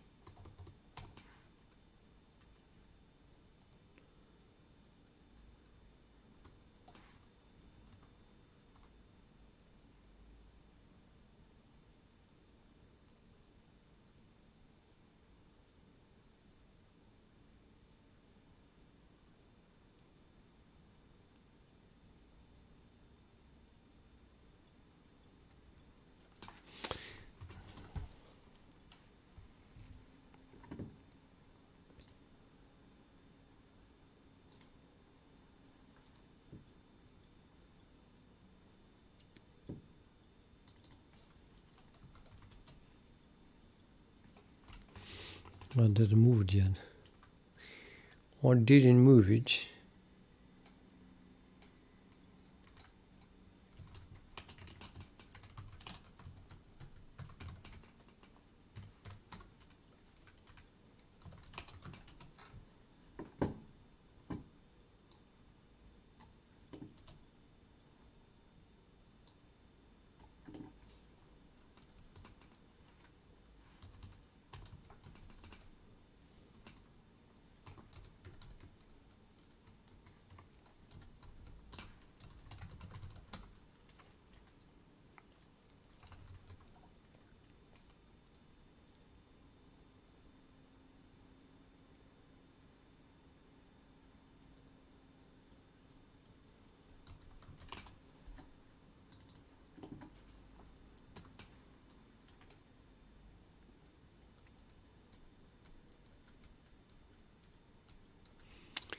That should not be possible.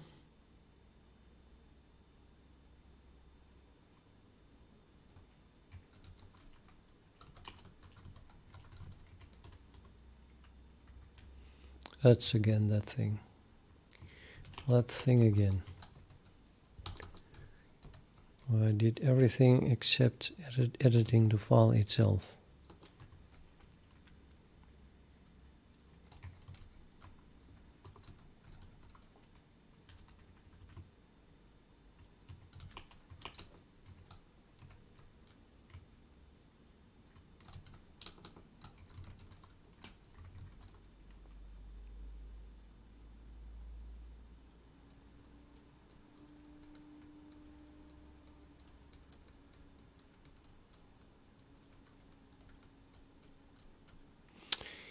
Right.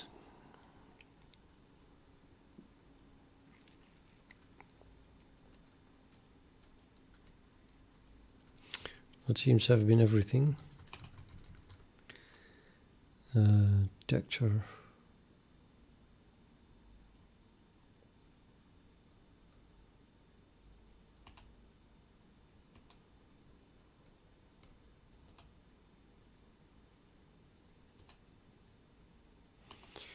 Editing stuff with SED, serial editor, instead of manually is often quite powerful, and that you since you automated basically the editing, it's much less likely that you make a mistake.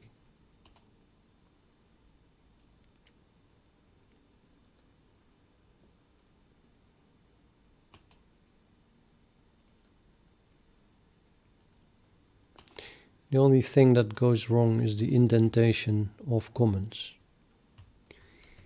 Because the width of word change and then the comment that follows is suddenly in the wrong column. But yeah, I'll fix those when I run into them later.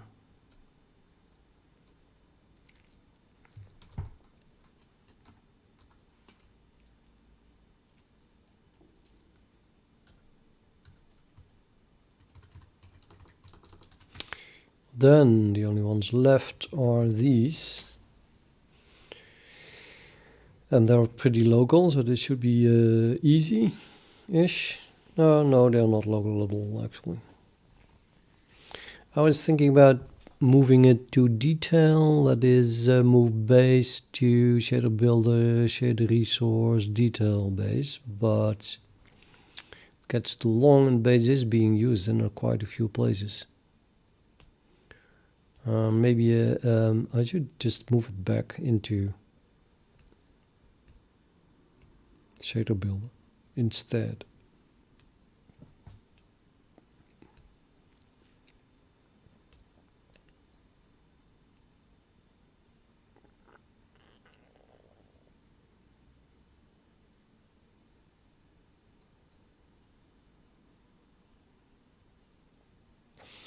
But then what about these?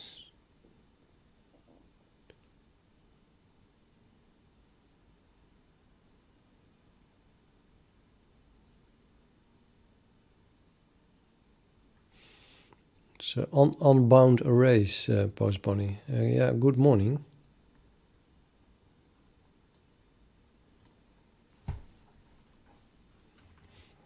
It's actually just a declaration. There's nothing unbound about it, it seems. Only the declaration doesn't say how large the size is.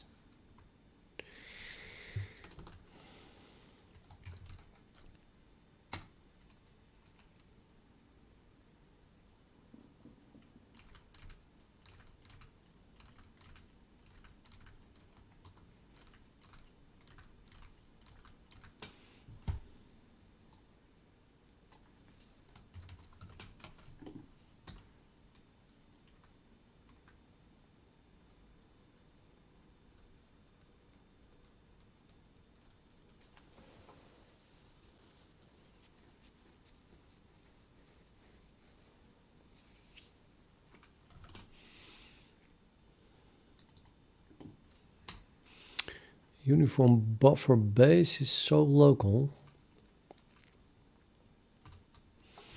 It's simply defined in front of the uniform buffer. And the uniform buffer instance as well. I think they should stay there, and therefore I could wrap them into detail.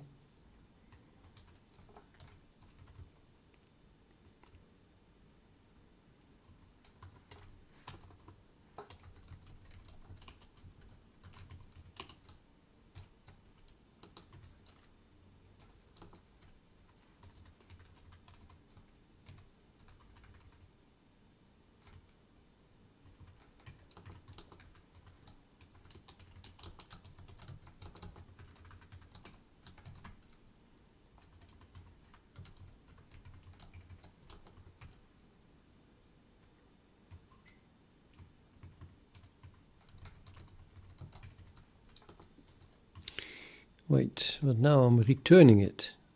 It's not a detail, I'm returning it.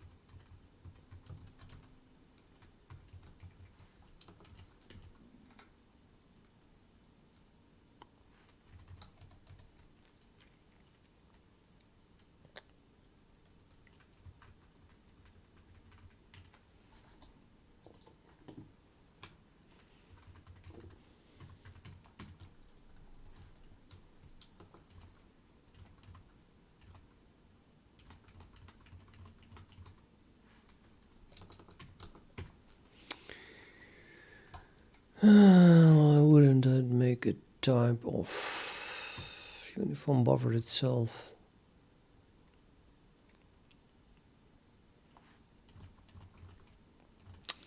Returning a reference after casting M uniform buffers, which comes from the base class.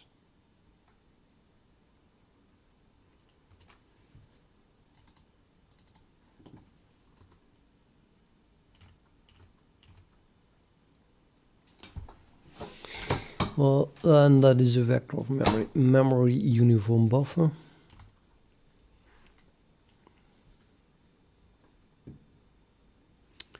AKA the base class of this thing.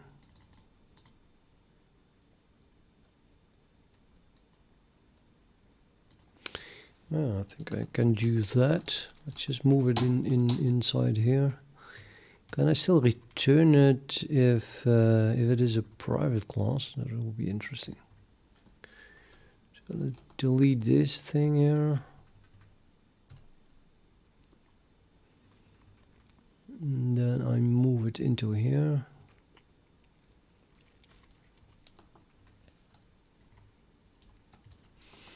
Now we remove the template because it is already a template.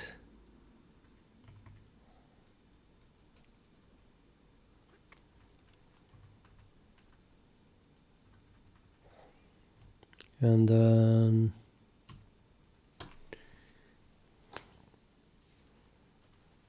oh, that's interesting.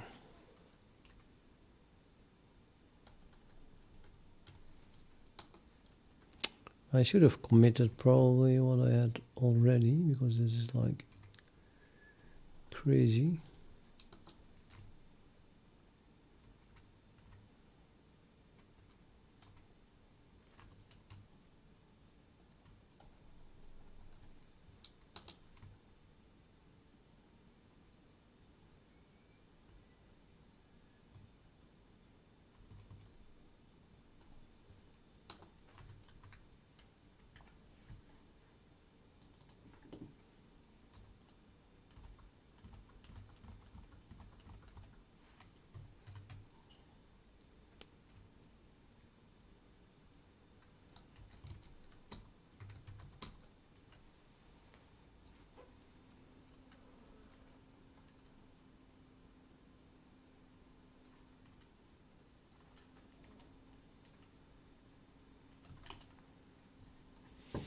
Error invalid static class from type const Vulkan shader builder shader resource base.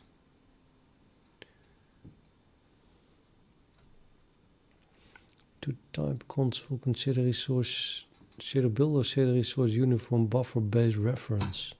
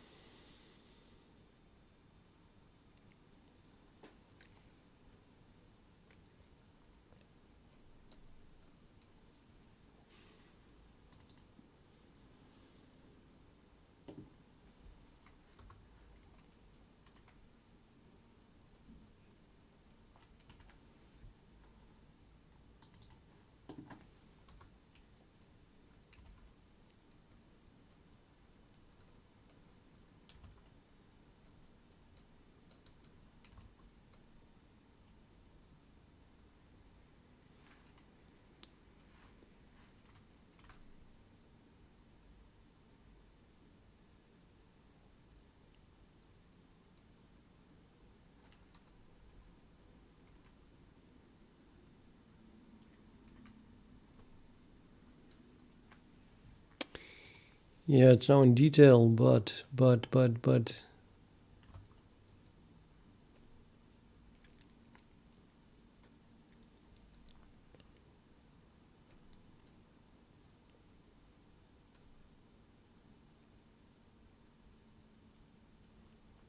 Yeah, the whole detail idea is not good.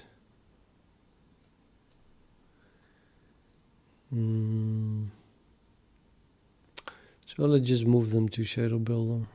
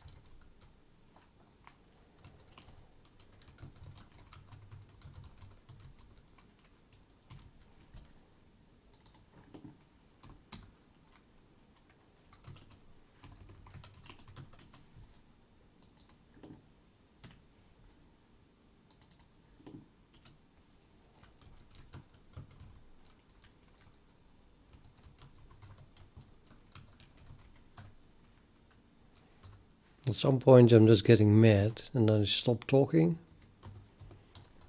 I'm like, this and this and this. Let's get it working.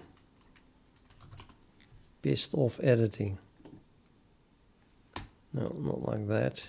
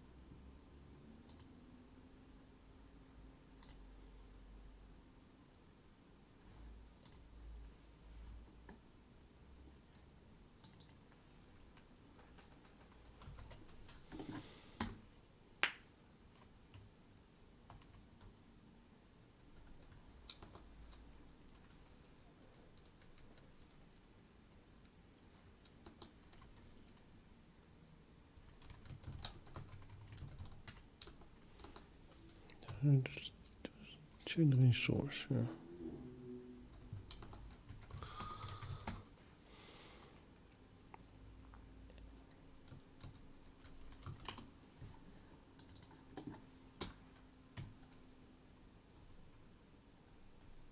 Wait.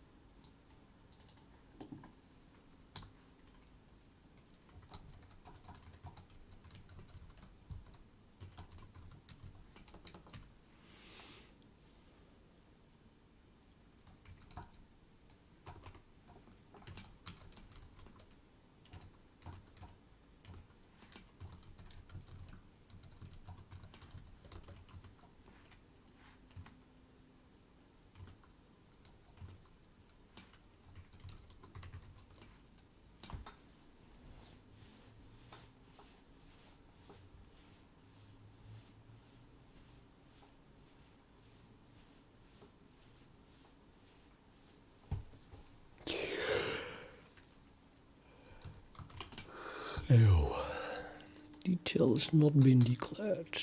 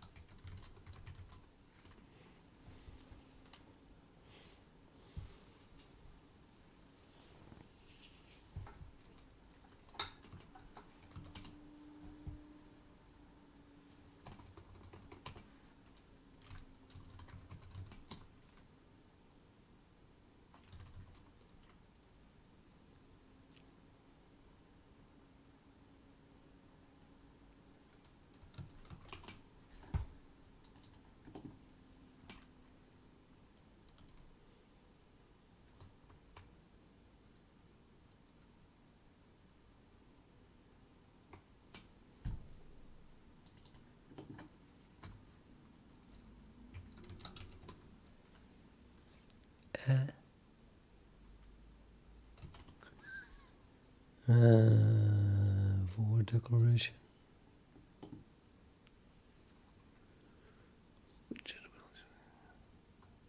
Hmm?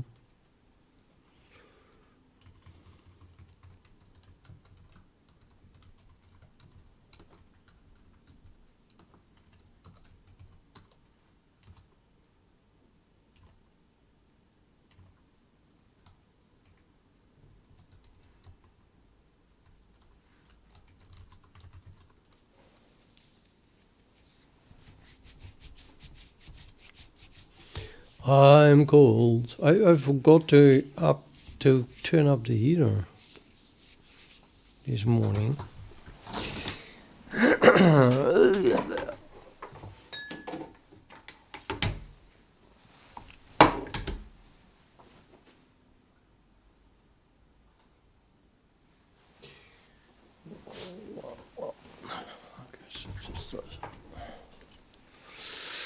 It was just half a degree cold. 17.5 degrees Celsius. Apparently that is just too cold. My hands are too cold to type.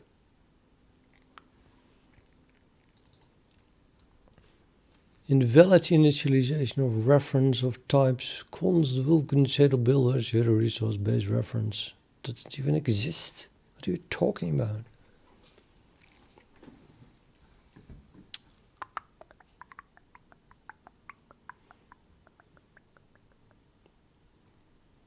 Incomplete. There it is.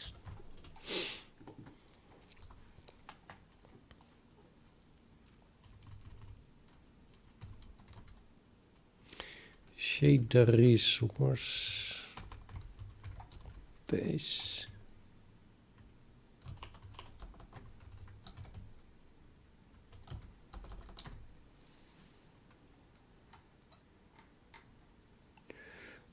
Now I'm hungry. Well, already was hungry.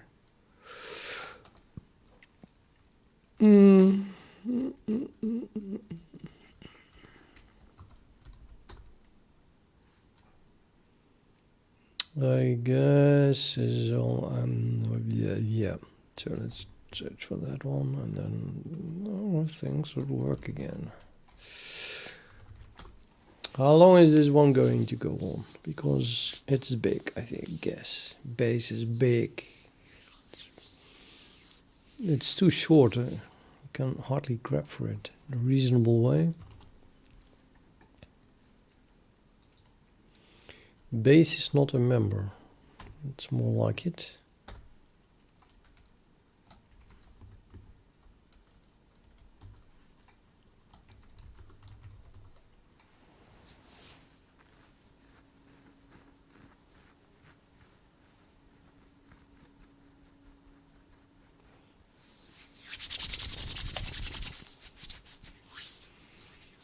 Yeah. Going shopping will warm you up as well. Getting impatient. This is still not working. Base was not declared in this scope. I don't know.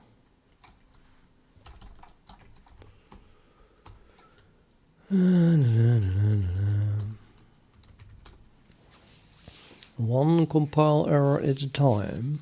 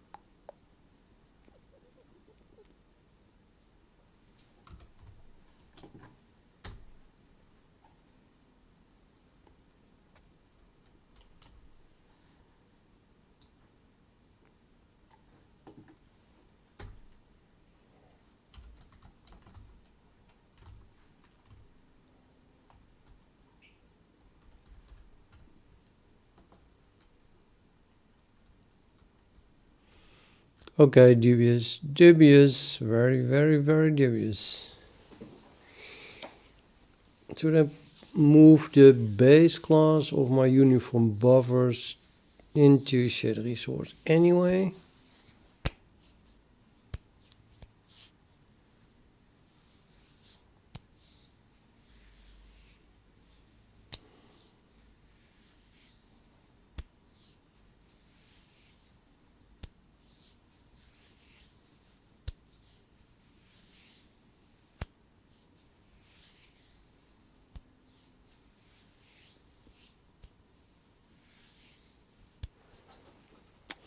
Nope.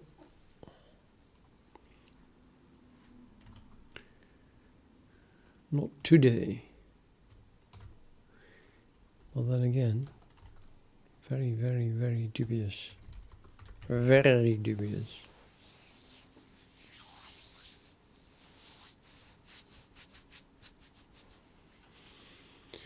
Okay, compile to my, as it were.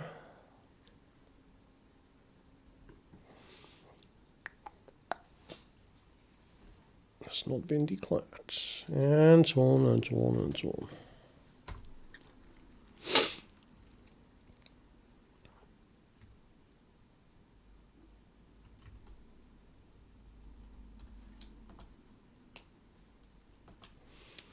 Maybe it's time that I just search for that.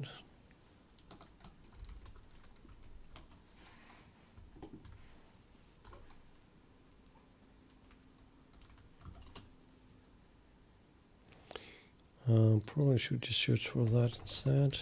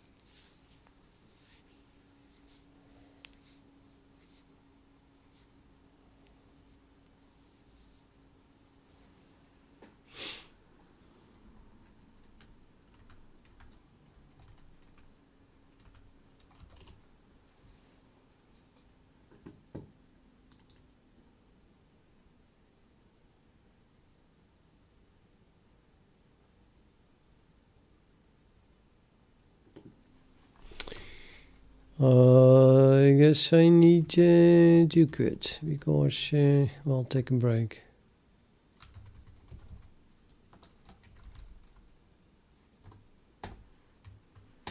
Did it again here.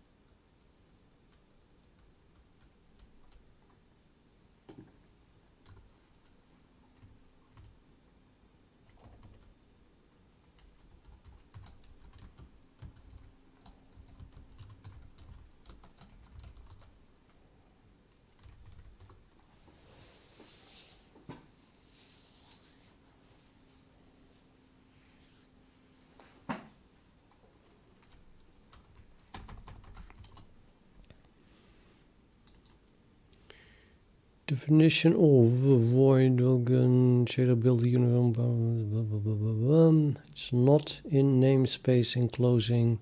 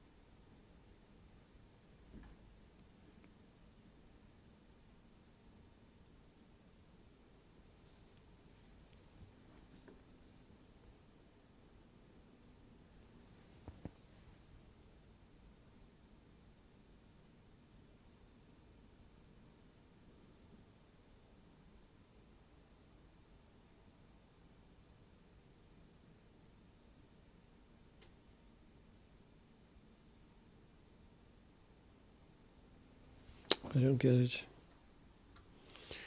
I do not get it. Oh. I get it.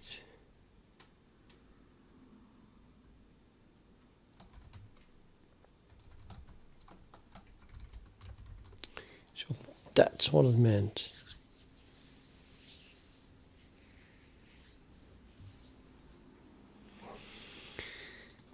Depends on the book. Books are probably better if you have a good book. There's not many good tutorials, so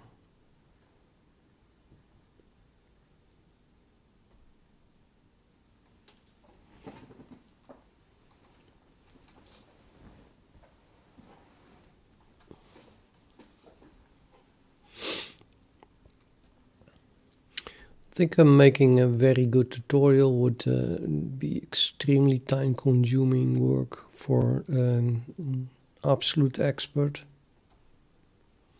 And those experts also need to be well known, as in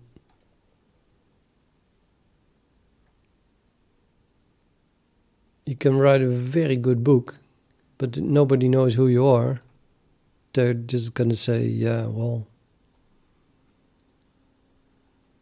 what is the quality of that book? But if you have a well-established name,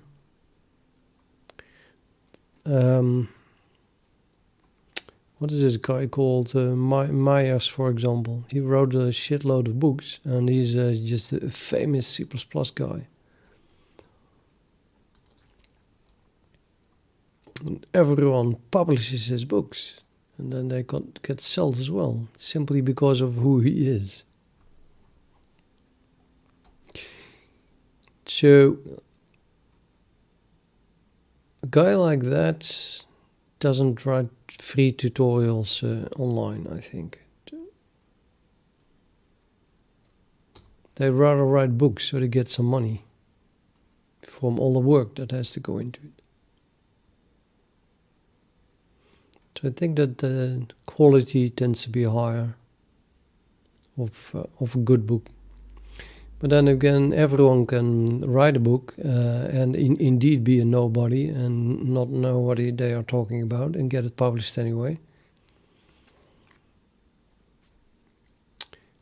You know, don't buy Learn C++ in 10 days or C++ for dummies and stuff like that. Then you're better off with an online tutorial.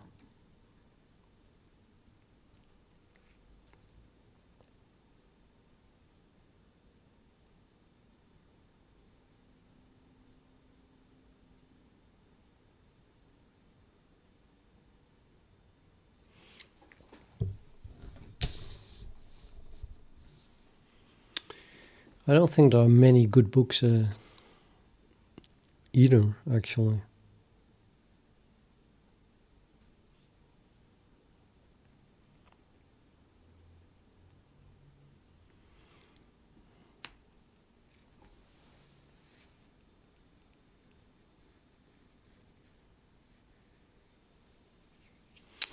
Okay, I want to finish this.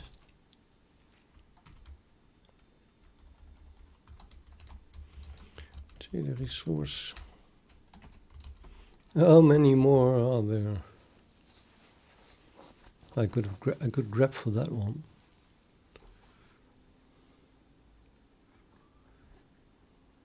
This.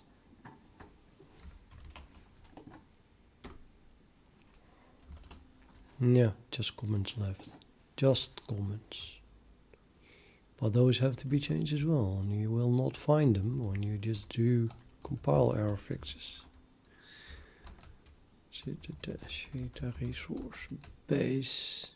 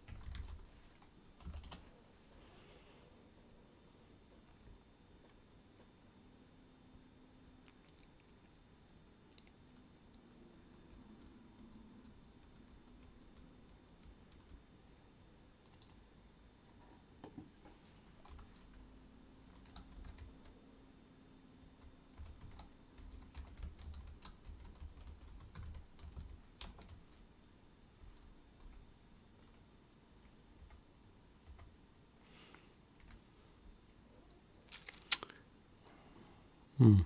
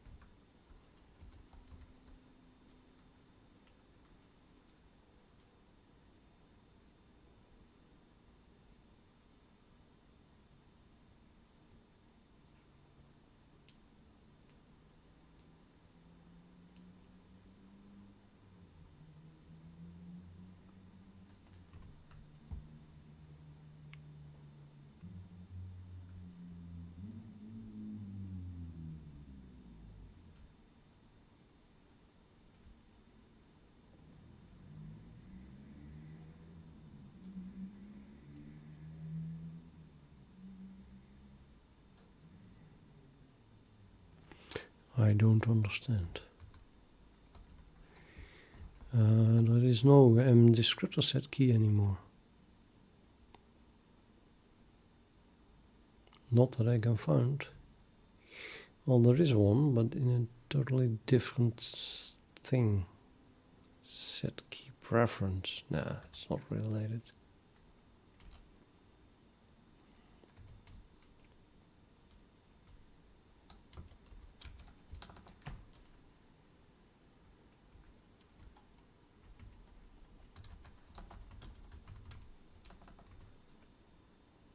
And there is no constructor that just takes an ambifix either.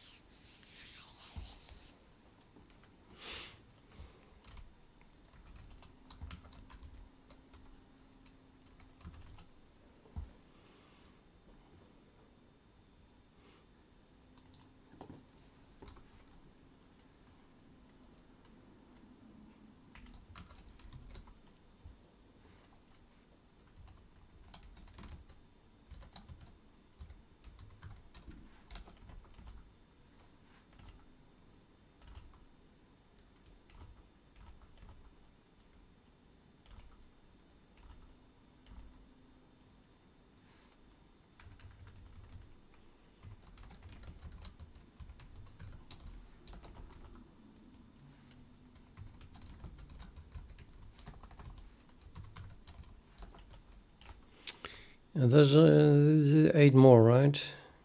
So Q1, insert shader resource, escape Q, also one.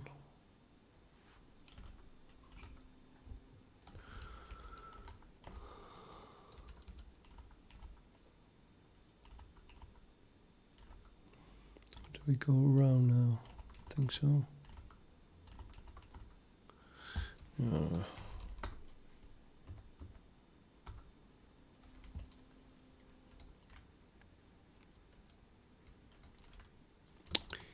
Oh, I guess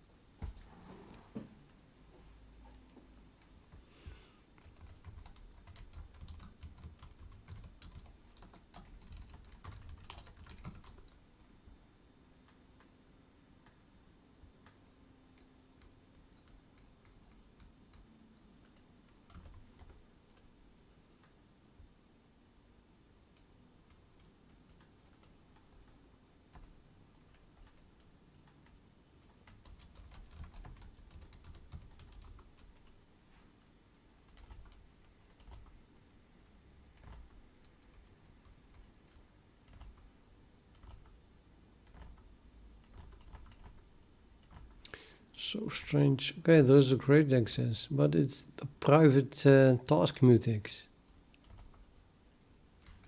What the hell is this referring to?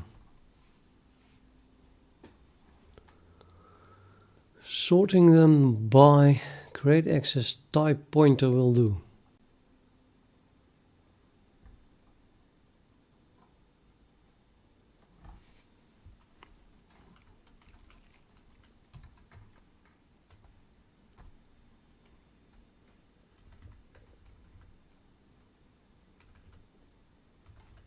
That's a shader returned by shader resource from the shader resource plus characteristic.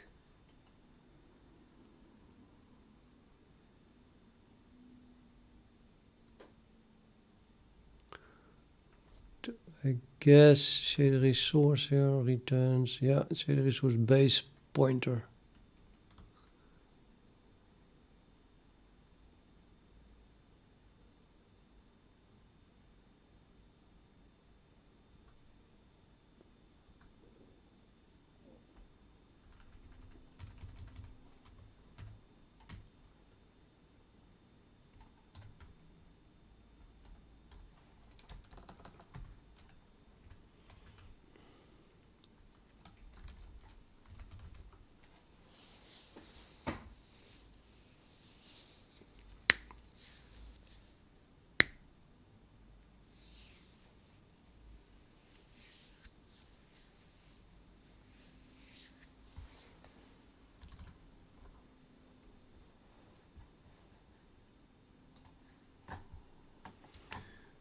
No validation errors.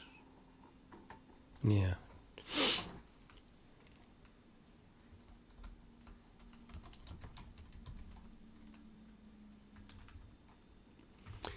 So I moved the base to shader builder,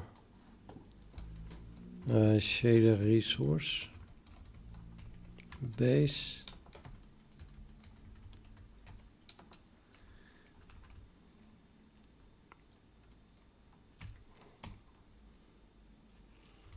And the uniform buffer base was also already moved to shader builder.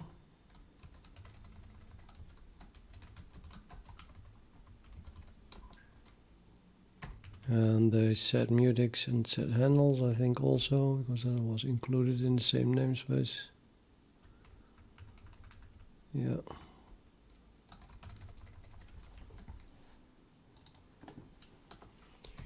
And the instance I moved into struct uniform buffer. Okay, remove the instance. Sorry, remove the uniform buffer then. Uniform buffer instance.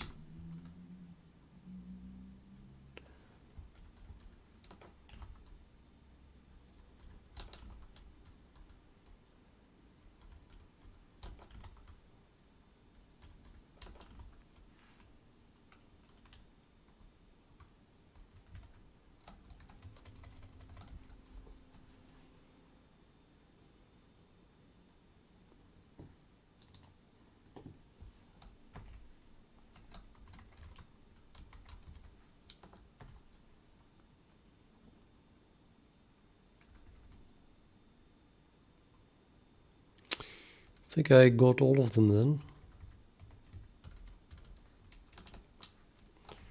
Except one more thing. One more thing. Instance, right? Uniform buffer instance. Oh, okay. Does that mean it compiles?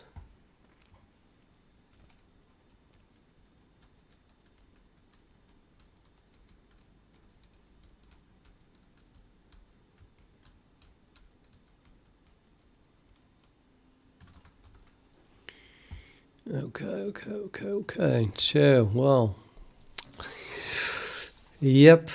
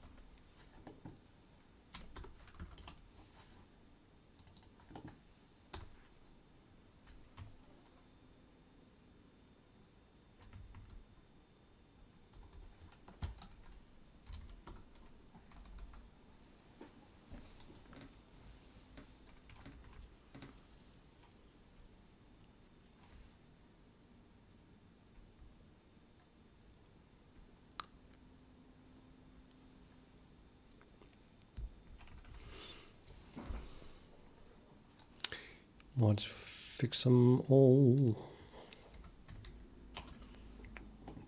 right away.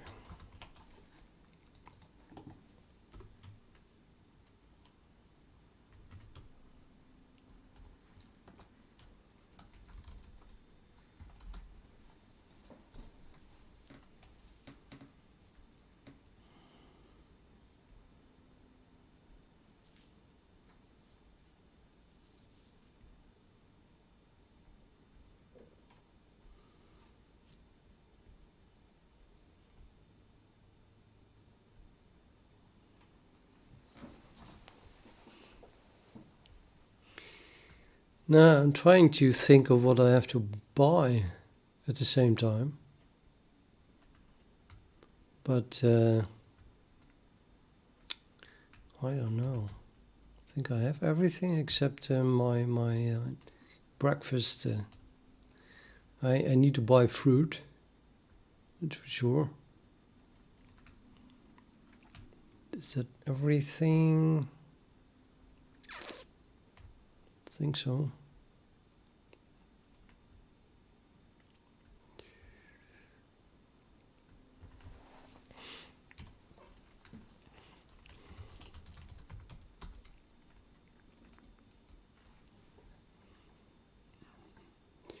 Well, quite something. I guess I'll just commit everything. Commit. Move the clauses around.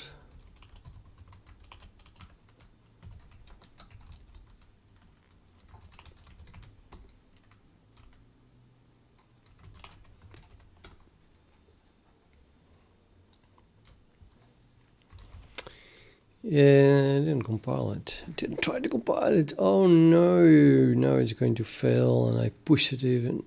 Oh no, everything works. Everything works. Yep. Right. So I think I did my to-do thing, and I can go shopping. To do move classes to the best namespace. Well, it was very vague again, but at least I gave it a real serious thought, and I cannot call it a mess anymore when I can't improve it much better than this, apparently. The next to do is, although textures now work, including descriptor arrays, internally the API of the engine still behaves as if each descriptor refers to a single image. I need to change the API to be able to specify an array element that the texture is supposed to use if that descriptor is an array. And I need to be able to work with whole arrays of textures at once when updating a descriptor, as opposed to just a single texture. Yeah, I was in the middle of that. And you can read this text that I just read below the video in the description. Just in case people are wondering what I'm doing, for example. But I just should stop the stream and go shopping, even though I don't know what I need to buy. An apple and a banana, and I cannot think of anything else. Really? I'm gonna buy some yogurt anyway, I guess. I still have that. Maybe some grapes to put with it. I eat fruit with a little bit of Greek yogurt and muesli in the morning. Well, morning. When I get out of bed. When I get out of bed and I feel awake. So somewhere in the afternoon. I'll be back later.